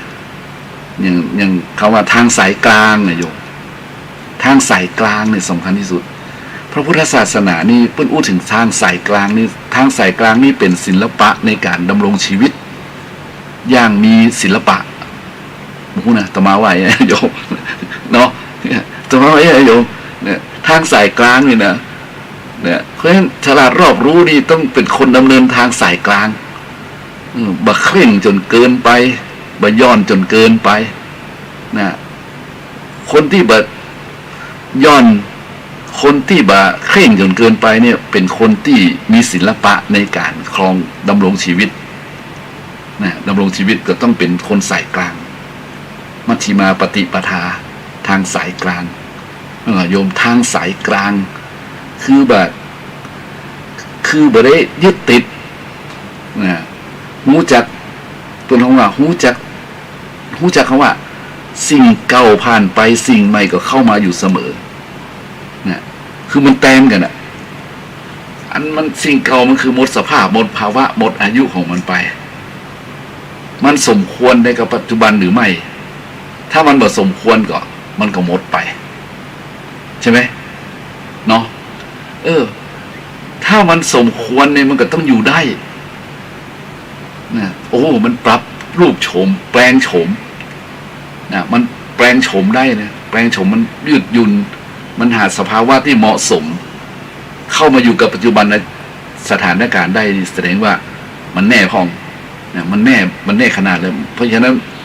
ก็ต้องยอมรับมันเนี่ยยอมรับมันแล้วก็ต้องยอมรับก็ต้องถือว่ามันใช้ได้อะก็ถือว่าใช้ได้ก็ปฏิบัติตามนั้นแต่ถ้าสิ่งไหนที่มันโบราณไปแล้วเนี่ยมันโบราณไปแล้วสมัยนี้มันเป็นสมัยอย่างหนึ่งตรงนั้นเราเก็บไว้เป็นตำนาน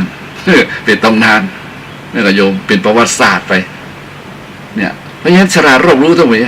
รู้จักคิดแบบเนี้ยอันนี้มันสิ่งเก่ามันหมดวัยหมดอายุมันหมดสภาวะนะก็ขอให้มันเป็นประวัติศาสตร์ไปมันอยู่ในตำนานไปอย่างแต่กาลบัดนี้เนี่ยบัดนี้เป็น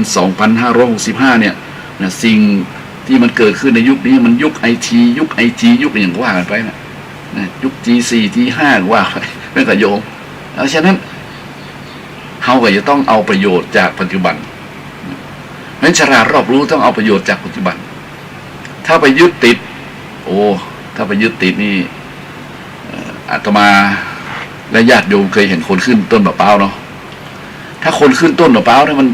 ขึ้นไปได้มันยึดติดต้นมะพร้าวอย่างมันกอดแน่นอย่างว่าจะขึ้นก็บ่ขึ้นจะลงก็บ่ลง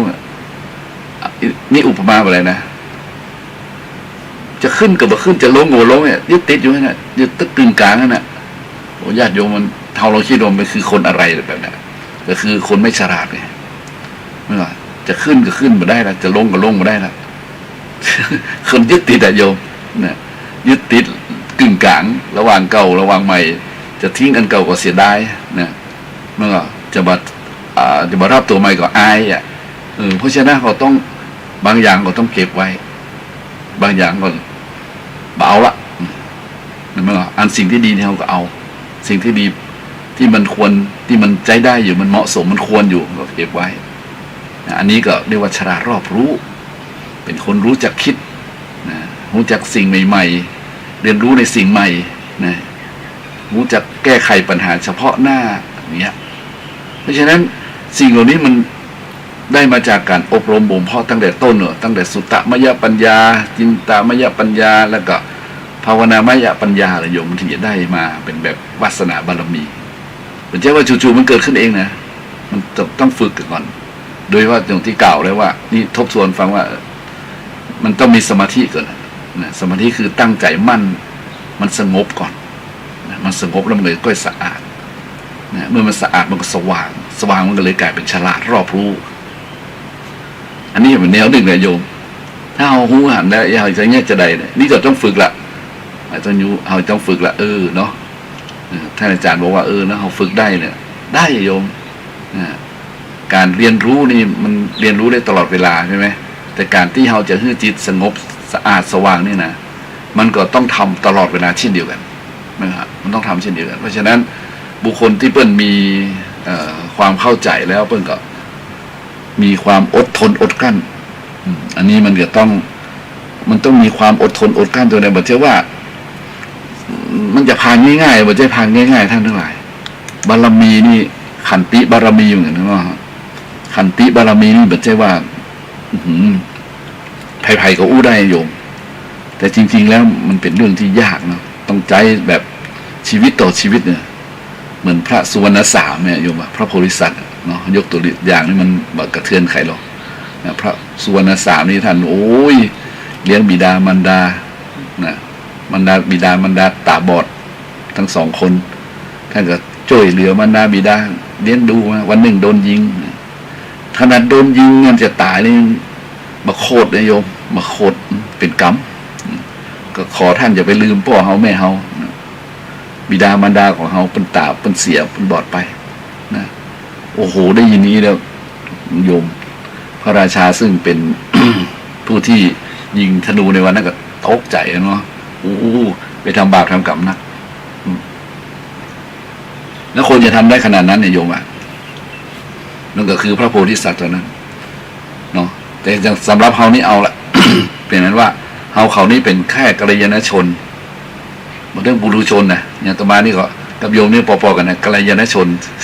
กัลยาณชนคือคนดีคนงามพอสมควรเนี่ยคนดีคนงามเขาบอกว่าคนประเสริฐเลิศรวยนะเอานึกถึงคำกลอนในโยมว่าคนจะดีใช่ดีที่มีทรัพย์มิใช่นับคนเงาเขาพงษาคนจะดีที่การงานนานาอีกวิชาศีลธรรมนำให้ดีนี่เห็นไหมโยมเนี่ยคนจะดีใช่ดีที่มีทรัพย์มิใช่นับโคตรเง่าเผ่าพงษา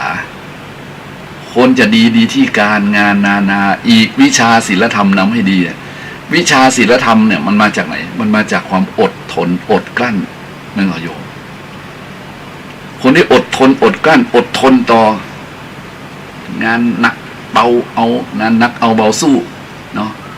สู้กับปัญหาต่างๆนะมันปัญหามีไว้แก้นะปัญหามีไว้ทดสอบความอดทนให้กับโยมนะบ่าวาดวันมีความเพียรพยายามต้องมีความเพียรพยายามเลยอดทนเนี่ยนะถ้าอดทนเนี่ยเดียวไม่ได้มันอย่างเฮาสวดนะขันติบารมีต้องมีวิริยะบารมีโยมเห็นไหม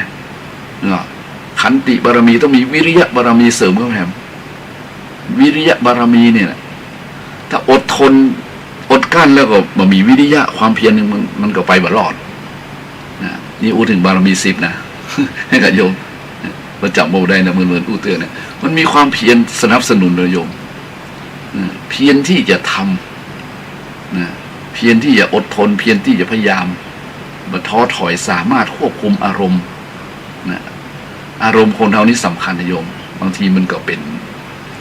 เพราะว่าอารมณ์บ้าๆบอๆอิทธารมณ์ อิทธารมณ์คืออิทธารมณ์นี่คืออารมณ์ดีนะมันประสบพบเห็นในสิ่งที่ดีๆนี่มันติดใจนะไม่ใช่ว่าบ้าๆบอๆนะโยมมันหมายว่ามันติดใจแล้วมันก็เลยกลายเป็นโอ้มันติดมันติดนะเขาว่ามันติดในอารมณ์มันเปิงใจนะอารมณ์ดีอิทธารมณ์อารมณ์ดีมันทำมือหันแล้วมันม่วนมีความสุขตาหันรูปสวยๆหูได้ยินเสียงเพราะๆจมูกได้กลิ่นหอมๆไม่ว่าโยมเกิดอิทธารมณ์ขึ้นมา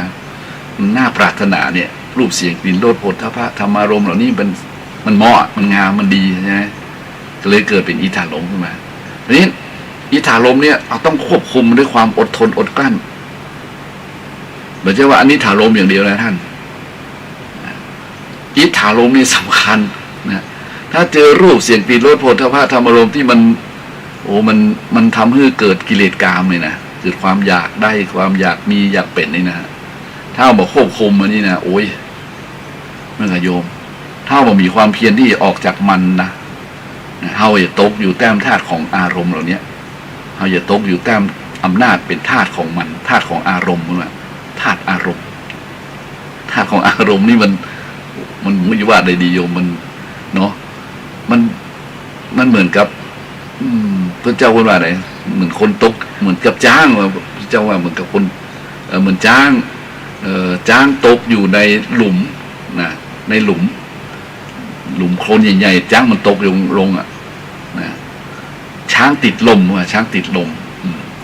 โอ้โหญาติโยมช้างติดลมนี่สมัยก่อนถึงตายแล้วนะสมัยนี้ก็มีหันที่ข่าวลงนี่กันเพราะฉะนั้นเป็นอุปมาเหมือนว่าคนที่ติดอยู่ในอิทธารมณ์นะอารมณ์ที่น่าใคร่อารมณ์ที่น่าปรารถนามันหวานมันหอมโยมและอย่างที่ทำให้คนติดอ่ะก็นั่นแหละโยมรูปเสียงกลิ่นรสโผฏฐัพพะ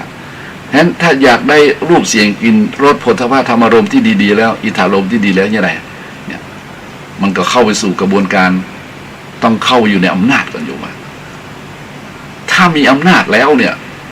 เอาล่ะไปถึงอำนาจได้เลยว่าถ้ามีอำนาจไม่ได้หมดหรอไม่หรอกเพราะฉะนั้นคนเลยแสวงหาอำนาจไงท่านถ้ามีอำนาจมันได้หมดอยากได้ของไผ่นึกออกอยากได้ของคนอื่นเนี่ยมันมีอำนาจแล้วมันเดี๋ยวเนี่ยของเนี้ยเป็นสงครามกันเป็นลุกลานกันเนี่ยเขาบอกว่าที่ไหนนะโยมนะถ้าอำนาจมันเกิดขึ้นกับไผ่แล้วเปิ้นว่าถ้าไปยินดียินร้ายหลงในอำนาจเนี่ยอำนาจคืออิทธารมณ์นี่โยมอำนาจคืออิทธารมณ์คืออารมณ์ที่น่าปรารถนาทุกคนเลยแสวงหาอำนาจไงแสวงหาอำนาจอยากจะได้อำนาจมาเพื่อจะเอาเข้าไปตรงนั้นแหละตรงอิทธารมณ์นั่นแหละมุนาคนอื่นเนี่ยจะมองอย่างอื่นแต่มามองเองว่าถ้าได้อำนาจมันได้หมดไงได้หมดละไม่ก็โยมทีนี้อย่าลืมนะว่าคนได้อำนาจมันต้องตกอยู่ใต้อำนาจของการเวลาอีกชั้นหนึ่งนะต่อให้คุณมีอำนาจวาสนาบารมีสูงส่งขนาดไหนคุณก็ตกอยู่ใต้อำนาจของการเวลาเนี่ยคุณก็ตกอยู่ใต้อำนาจของการเวลาเนี่ยวันคืนล่วงไปเนี่ยวันคืนล่วงไปดอกไม้ก็เปลี่ยนสีเนี่ยชายและนารีก็แก่และเจ็บตายไปเสมอกันหมดเพราะฉะนั้นต้องคิดต้องพิจารณาให้ดีว่านะเราจะทำอย่างไร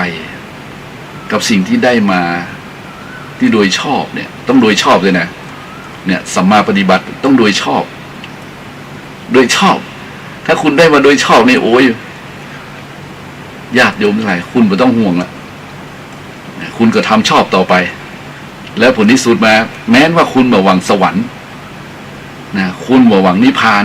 แต่บารมีที่คุณทำคุณเสริมคุณเติมคุณต่อตลอดเวลานะเพิ่นบอกว่าเหมือนกล้วยไงโยมพอมันเป็นปีขึ้นมานะมันก็ผ่านวันเวลาจากปีเนาะจากปลีหัวปลีอ่ะหัวปลีกล้วยมันก็เติบโตขึ้นมาเป็นกล้วยลูกกล้วยอ่ะเมื่อลูกกล้วยก็จากอ่อนแล้วกลายเป็นนุ่มลูกกล้วยอ่อนแล้วก็กลายเป็นลูกกล้วยที่กลางแล้วก็แก่สุกเนี่ยพอมันสุกปุ๊บนี่ความหอมความหวานมันมาเองเนี่ยมันหอมมันหวานกลิ่นล้ำมาเองมันมาจากไหนเนี่ยมันมาจากวันเวลาที่มันโดยธรรมชาติของมันอุปมานี้ฉันใดก็เช่นเดียวกันธรรมาเชื่อว่าคนที่เป็นอบรมบ่มเพาะวาสนาบารมีที่มันเป็นตัวอย่างเราเห็นในนิทานก็ดีในธรรมบทก็ดีในนิทานปรัมปราก็ดีเนี่ยเพิ่นสั่งสมมาแล้วว่าเจ้ว่าเดือน2 เดือนปี2 ปีนะบางทีได้เป็นยาวช่วงชีวิตของเพิ่นได้มานี่โยมถ้าโยมมีความอย่างแล้วทั้งหมดทั้งปวงเนี่ยโยมเหนือกว่าคนอื่นเนี่ยโยมดีกว่าคนอื่นโยมมีมากกว่าคนอื่นเนี่ยและโยมอดทนอดกลั้นต่อสภาวะของกิเลสได้เนี่ยกิเลสคืออิทธารมณ์ได้เนี่ยหรืออนิถารมณ์อันที่บ่ชอบใจที่ชอบใจได้ควบคุมมันได้เนี่ยโยมสามารถควบคุมอารมณ์โดยสติปัญญาของตัวเองได้ไตร่ตรองแล้วก็แก้ไขเมื่อมันผ่านไปโดยแบบยึดติดอะไรอย่างสักอย่างเนี่ยด้วยความวิริยะรอบคอบไปอย่างแล้วแต่อาตมาเชื่อแน่ว่ามันจะเป็นเหตุทำให้เกิดบารมีขึ้นนะบารมีขึ้นมันเกิดเป็นบารมี บารมีนี่มันเป็นของเฉพาะตนที่ฝึกฝนอบรมมานะโยมต้องเข้าใจก่อนนะถ้าคุณบ่มีบารมีนี่คุณจะได้มานะแบบว่าถ้าบ่มีบารมีแล้วบ่สร้างบารมีเนี่ยมันก็แข็งอ่ะมันก็บ่นุ่มนวลมันบ่อบอุ่นมันบ่อบอุ่น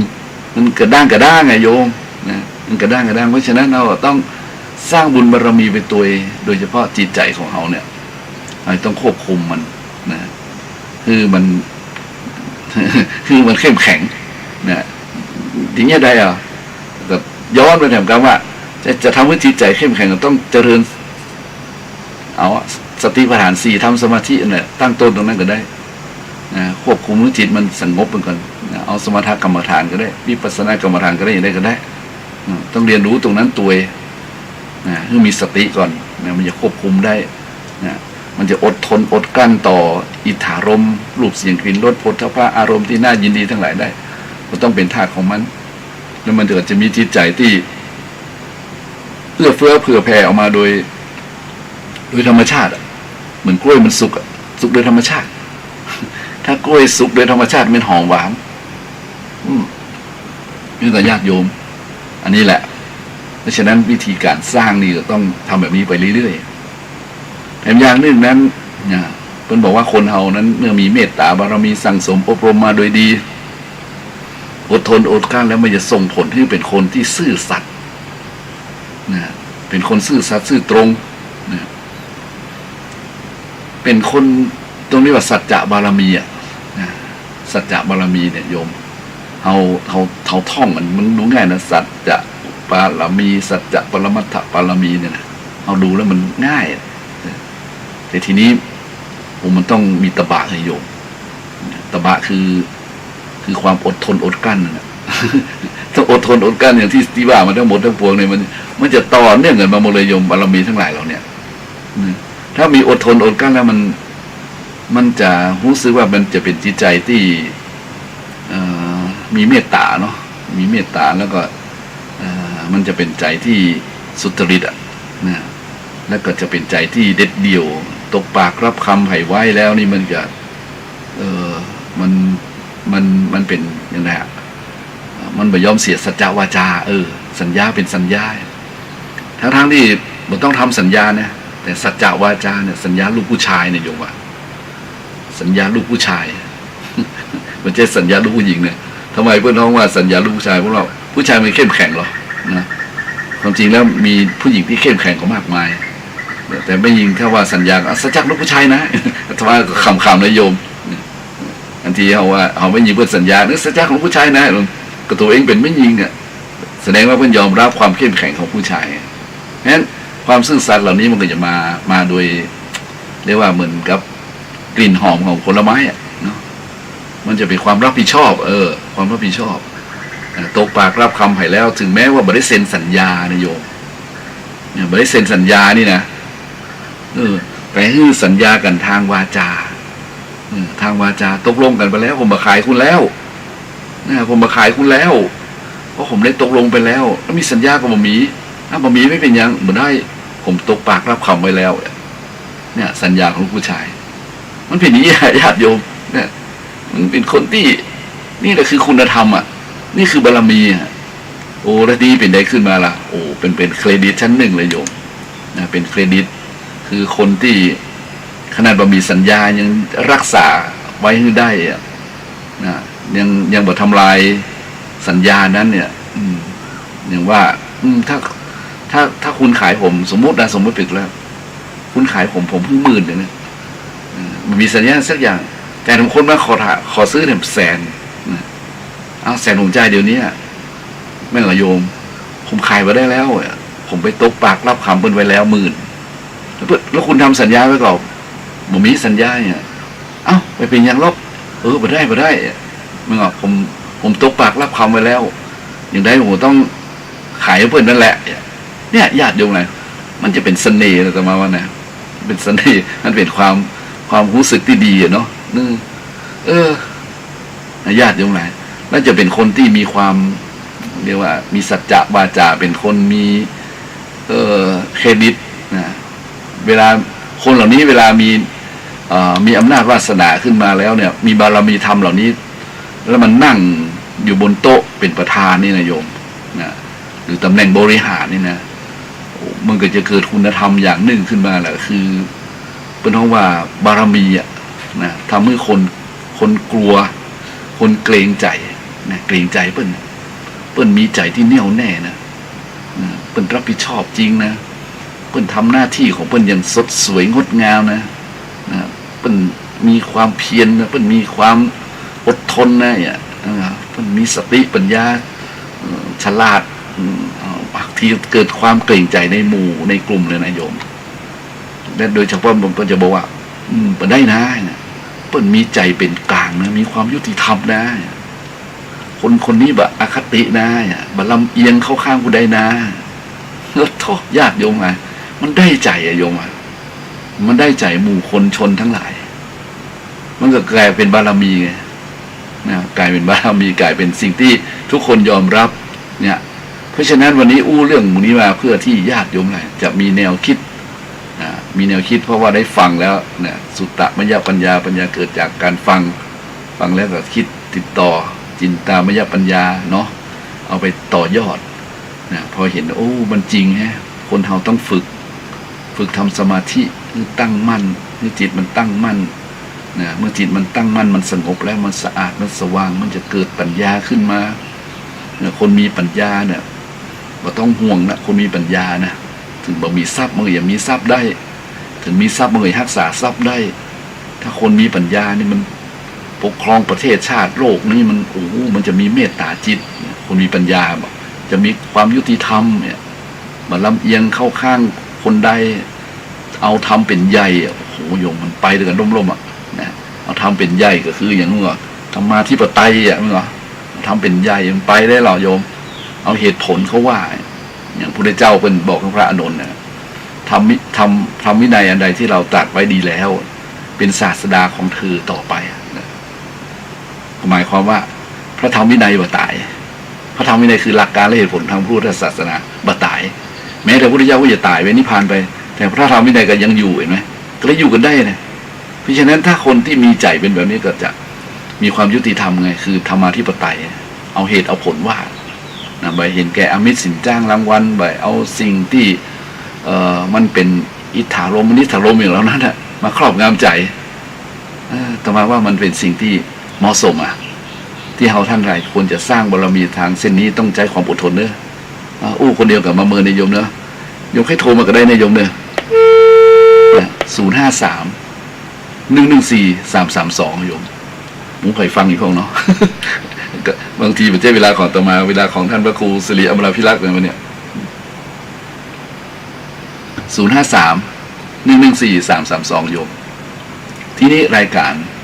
ธรรมะเพื่อการสืบสารและเพิ่มแรงบันดาลใจสืบสารเนี่ยเอามาตั้งชื่อรายการด้วยตัวเองเลยนะโยมธรรมะเพื่อการสืบสารคำสั่งสอนพุทธธรรมคำสอนในทางพระพุทธศาสนาแม้แต่เรียกว่าแม้แต่เป็นของนักปราชญ์บัณฑิตนะเป็นข้อคิดคำคมก็เอามาสืบสารได้สืบสารนะแล้วก็เป็นแรงบันดาลใจให้แก่คนที่อยู่ในอุดมการณ์จะได้มีความฮึกเหิมนะฮึกเหิมอย่างที่คำที่พูดว่าคนที่มีศรัทธาอยู่แล้วจะมีศรัทธายิ่งขึ้นไปเนี่ยคนที่บ่มีศรัทธาจะได้มีศรัทธาญาติโยมแหละอันนี้คำนี้เป็นคำของพระพุทธเจ้าแหละนะถ้าคนที่บ่มีศรัทธาแล้วมีศรัทธานี่โหได้บุญนะมันแบบเชื่อบาปบุญคุณโทษแต่ไปชี้เรื่องกฎแห่งกรรมมันจะเข้าใจหรือไปบอกทางพระนิพพานให้แก่โจรเนี่ยโจรวางดาบเหมือนพระอรหันต์สมัยก่อนนะโยมพระอรหันต์สมัยก่อนนี่โหจะถูกฆ่าตายแล้วเนี่ยก็ยังอุตส่าห์บอกคือพอบอกคือหมู่โจรกลับใจเนี่ยก็สมัครเป็นลูกศิษย์ลูกหาก็มีหลายตนหลายองค์ก็เป็นสามเณรก็มีนั่นก็โยมเพราะฉะนั้นเนี่ยสืบสารเพิ่มแรงบันดาลใจ เพิ่มแรงบันดาลใจวันนี้มามาจนญาติโยมรับหมดเนาะถ้าไผ่โทรมาก็โทรได้โยมเนี่ย053-114-332 นะรายการธรรมะสืบสารและเพิ่มแรงบันดาลใจวัดชัยสถานเนาะเจ้าออก96มันมีแค่คนโทรมานะแต่พอมาตอนบ่ายนี้หายเงียบไปเลยโยมเนาะเพราะว่าโยมมาคุ้นเคยกับในการนี้ออกตอนบ่ายนะฉะนั้นวันนี้ก็ต้องขออนุโมทนากับทางสถานีอย่างยิ่งโยมเนาะคือเวลาตั้ง2 ชั่วโมงนะให้ชนะทำอู้ต่อโยมเนี่ยคนเฮาที่มีรักการรักธรรมแล้วก็สามารถนำมาใช้กับชีวิตได้เนี่ยหนังสือดังหาตำรับตำรานี่เพื่อจะเอาบันทึกไว้อย่างที่อาตมา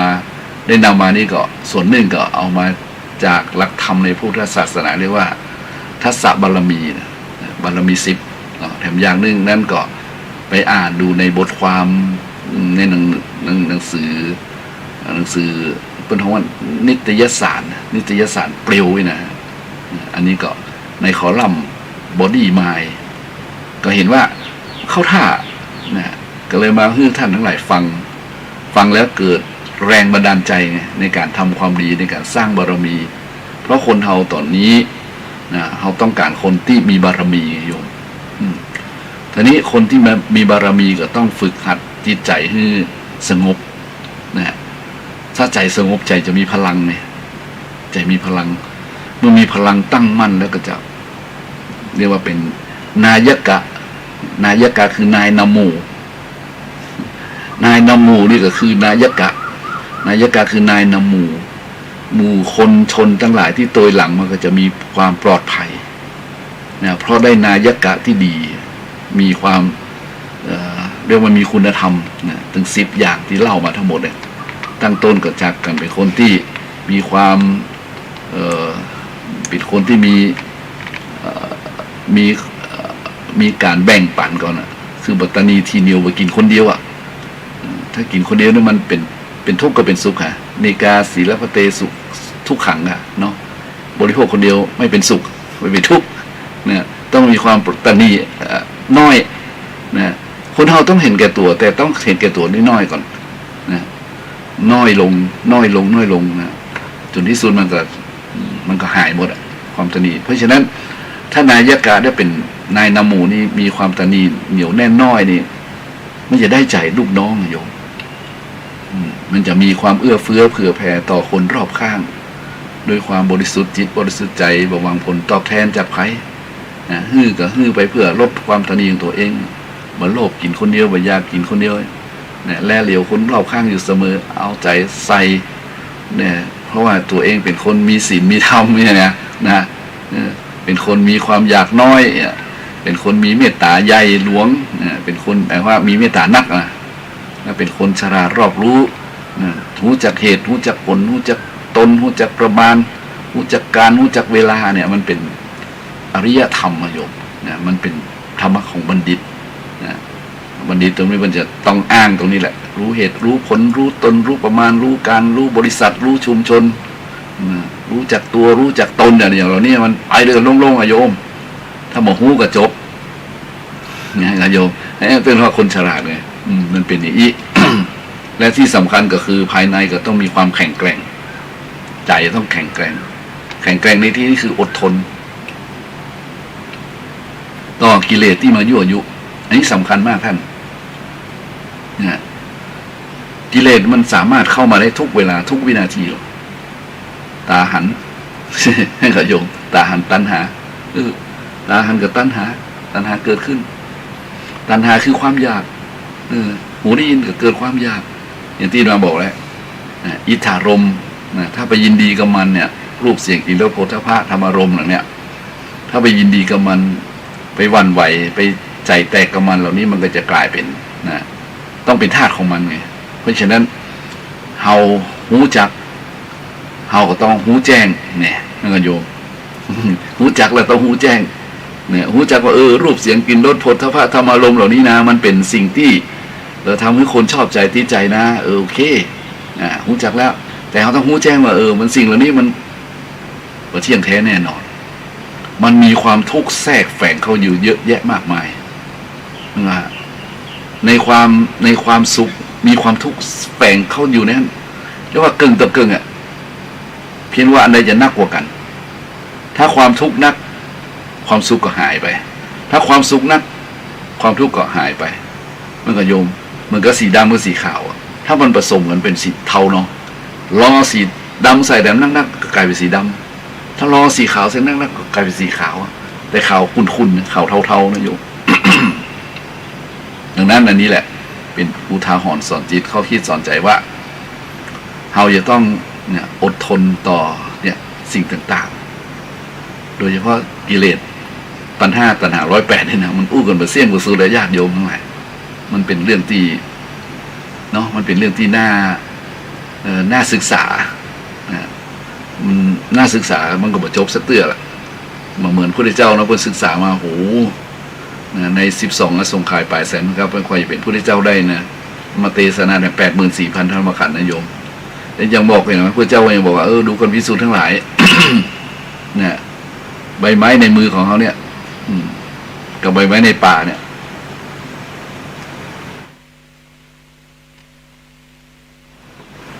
อันไหนนักกว่ากัน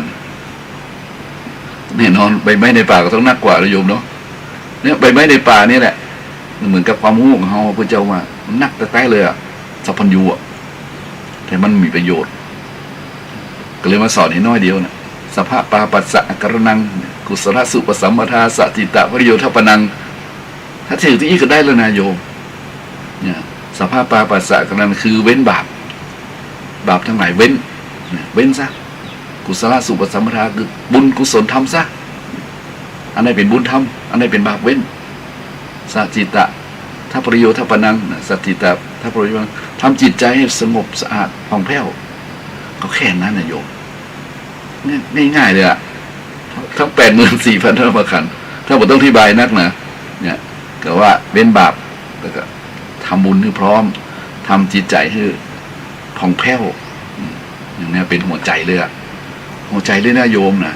แต่ทีนี้เฮาท่านทั้งหลายมันก็ต่าง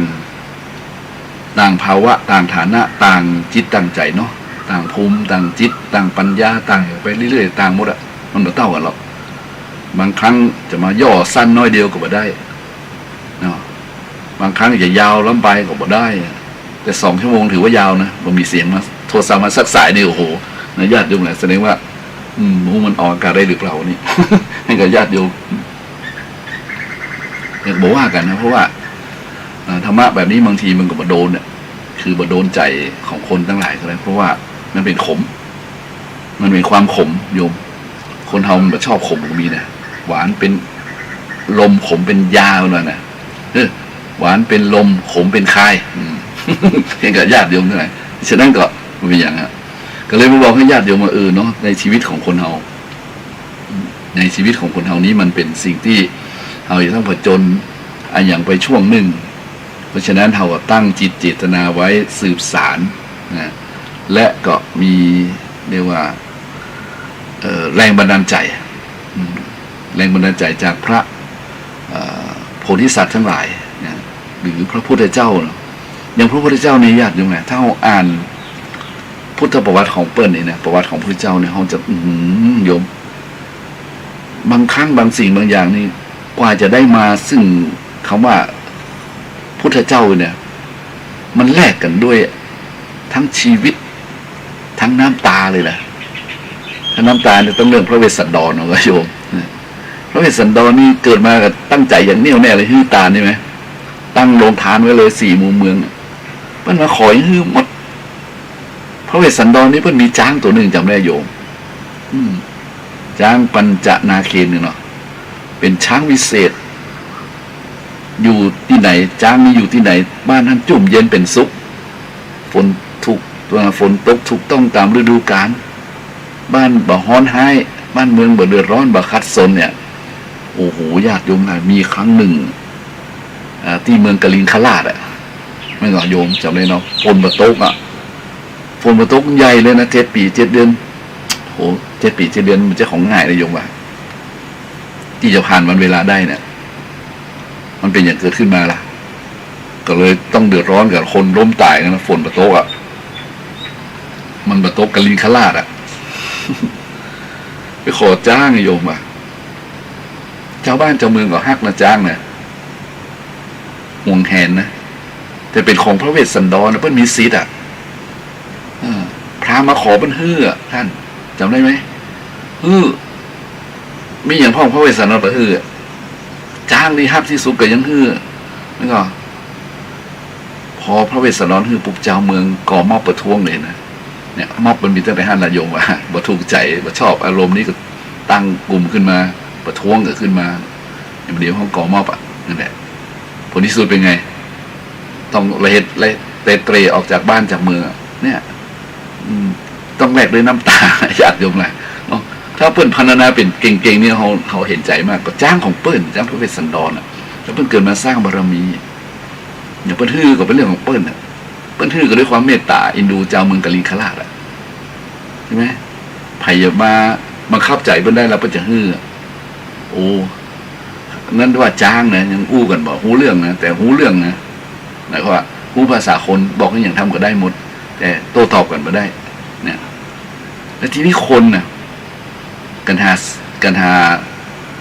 าชาลีอ่ะมันก็มัดซีอ่ะนะแม่ลูกทั้งสองอ่ะใช่ไหมมีพราหมณ์มาขอฮื้อโยมอ่ะโอ้โหฟังที่เปิ้นพรรณนาแล้วมันเป็นสิ่งที่สถานจิตสถานใจน้ำตาไหลด้วยเลยซึ่งเดี๋ยวจะว่าให้ด้วยความโศกาอาดูลเนี่ยหมายว่าให้ด้วยความประทับใจน้ำตามันลื่นออกมาโยมมันรื่นออกมามัน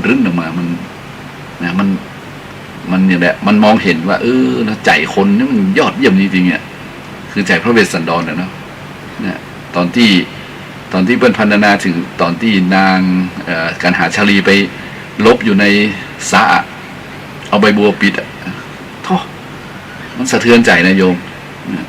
ถ้าไผ่แลได้นี่ถ้าอาตมาแลได้แลตอนนี้โยมหายแค่รับบ่ได้นี่เนาะ นี่ก็ญาติโยมหลายห้าบสายทางโทรศัพท์นี่หน่อยในโยมเด้อเจริญพรว่าได้เอ่ย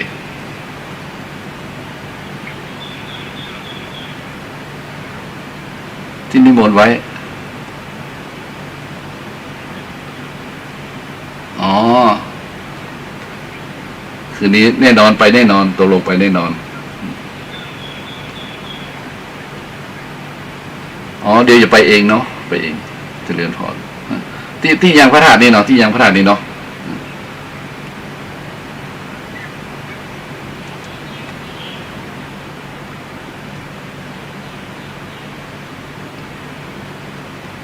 อ๋อเดี๋ยวเบื้องเจอกันนะได้เดี๋ยวเบื้องเจอกันเจริญพรสาธุได้เลยโอเคเลยโยมเพราะฉะนั้นนี่ก็เพิ่นโทรศัพท์มาทวงได้ ตอนนี้กำลังจัดรายการวิทยุนะญาติโยมไหนที่แกอ๋อนี่แหละเป็นคลื่นวิทยุ 104.5 วันนี้เป็นสถานีวิทยุที่ท่านอาจารย์พระครูสมุขวิศวัตรวรกิจโจท่าน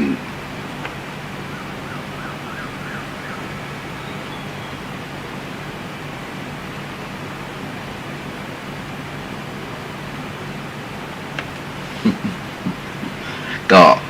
วันนี้มันมีใครโทรมานะโยมเนาะว่าเป็นอย่างโยมโทรมาก็ดีนะบัดโทรมาก็แล้วไปเพราะว่าโทรศัพท์บดีนะไม่เป็นไรโยมเอาละเพราะฉะนั้นวันนี้เวลาก็มายาวนานพอสมควรนะญาติโยมนะมาอู้ให้ญาติโยมฟังว่า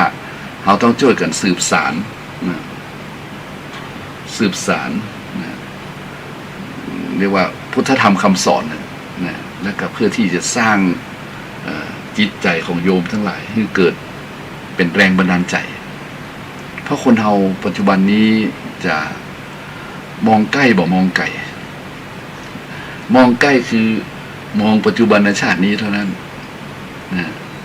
มองใกล้คือมองปัจจุบันชาตินี้เท่านั้นเพราะฉะนั้นอยากจะให้มองไกลๆมองไกลๆเหมือนกับพระพุทธเจ้าที่เป็นเล่าถึงอดีตชาติยาวนานนะได้เกิดเป็นโน่นเป็นนี่นะม่วนนะโยมมองย้อนหลัง แล้วมองไกลๆมองในชาติหน้าตัวเองถามว่ามีไหมมีชาตินี้มีชาติแล้วต้องมีชาติหน้ามีก็เพราะชาตินี้มีวันนี้มีเพราะตะวามีนะตะวามีวันนี้มีก็ต้องวันพรุ่งนี้ก็ต้องมีเนี่ยอุปมาง่ายๆแต่คนเรามันบอกค่อยเชื่อเรื่องการเวียนว่ายตายเกิดบอกค่อยเชื่อเรื่องชาตินี้ชาติหน้าบอกค่อยเชื่อเรื่องการทนเราเป็นไปตามกรรมนี่นะก็เลยบอกเชื่อเรื่องกฎแห่งกรรมบ่มีศรัทธานะบ่มีศรัทธาบ่มีเรียกว่าบ่มีศรัทธาประสาทะเรื่องเหล่านี้เป็นส่วนมากนะโดยเฉพาะเจอในยุคนี้เจอวัฒกรรมอย่างเข้าไปแล้วก็วันไหวไว้กันหมดนะซึ่งมาด้วยกันหมด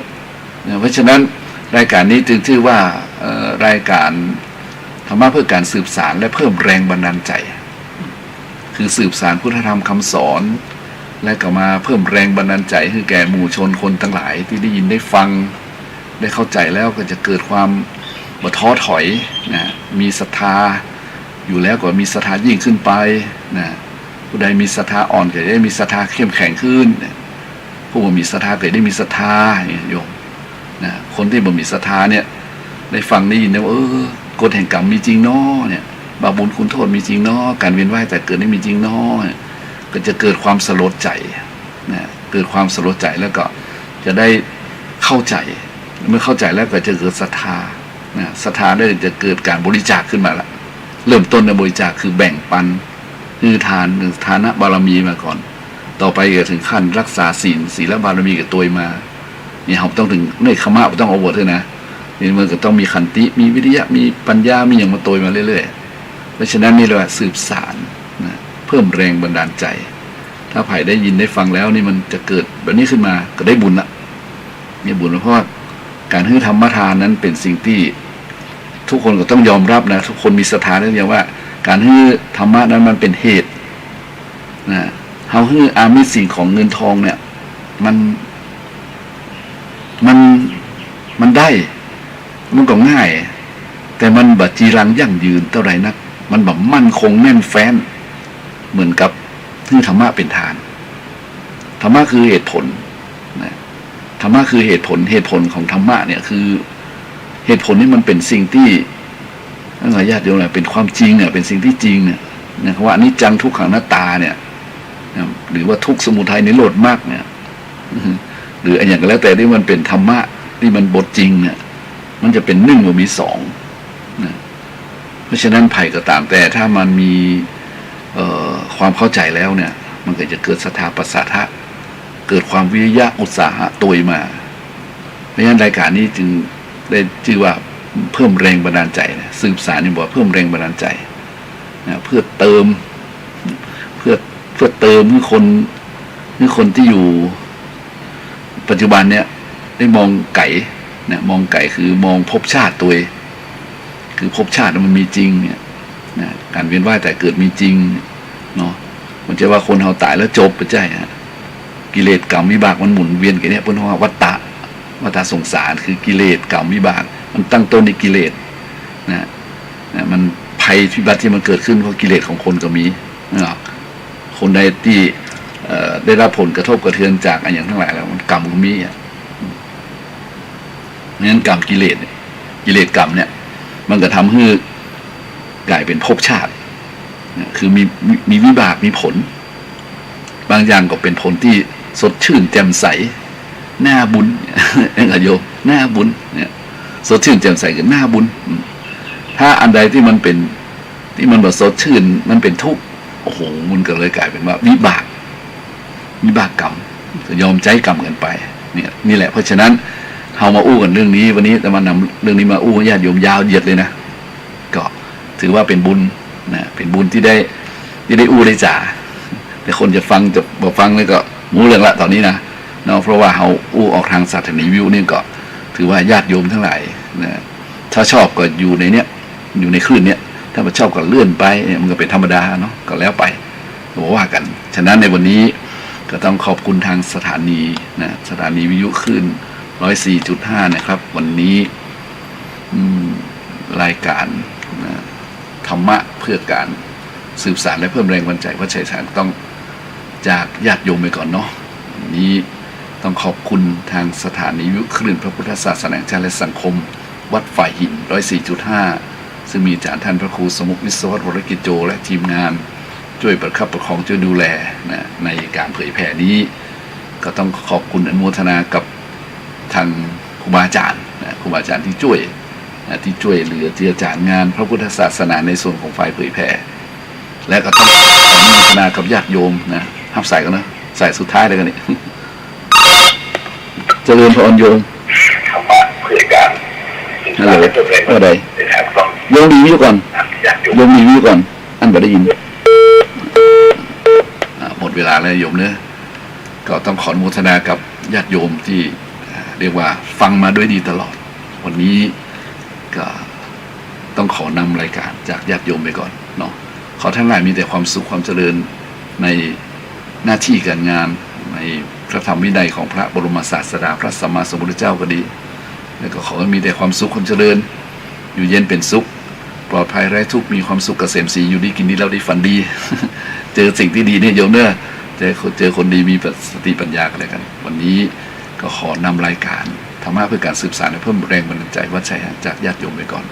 โอกาสหน้าฟ้าใหม่วันดีคืนดีมาปากันไว้นะโยมเนอะในวันพุธหน้าท่านอาจารย์พระครูสิริอมรพิรัตน์มาแล้วก็คือท่านทำหน้าที่แทนต่อไปวันนี้ก็ขออนุโมทนาสาธุการขอทุกคนมีความสุขความเจริญเหมือนกันทุกท่านทุกคนเทินเจริญพร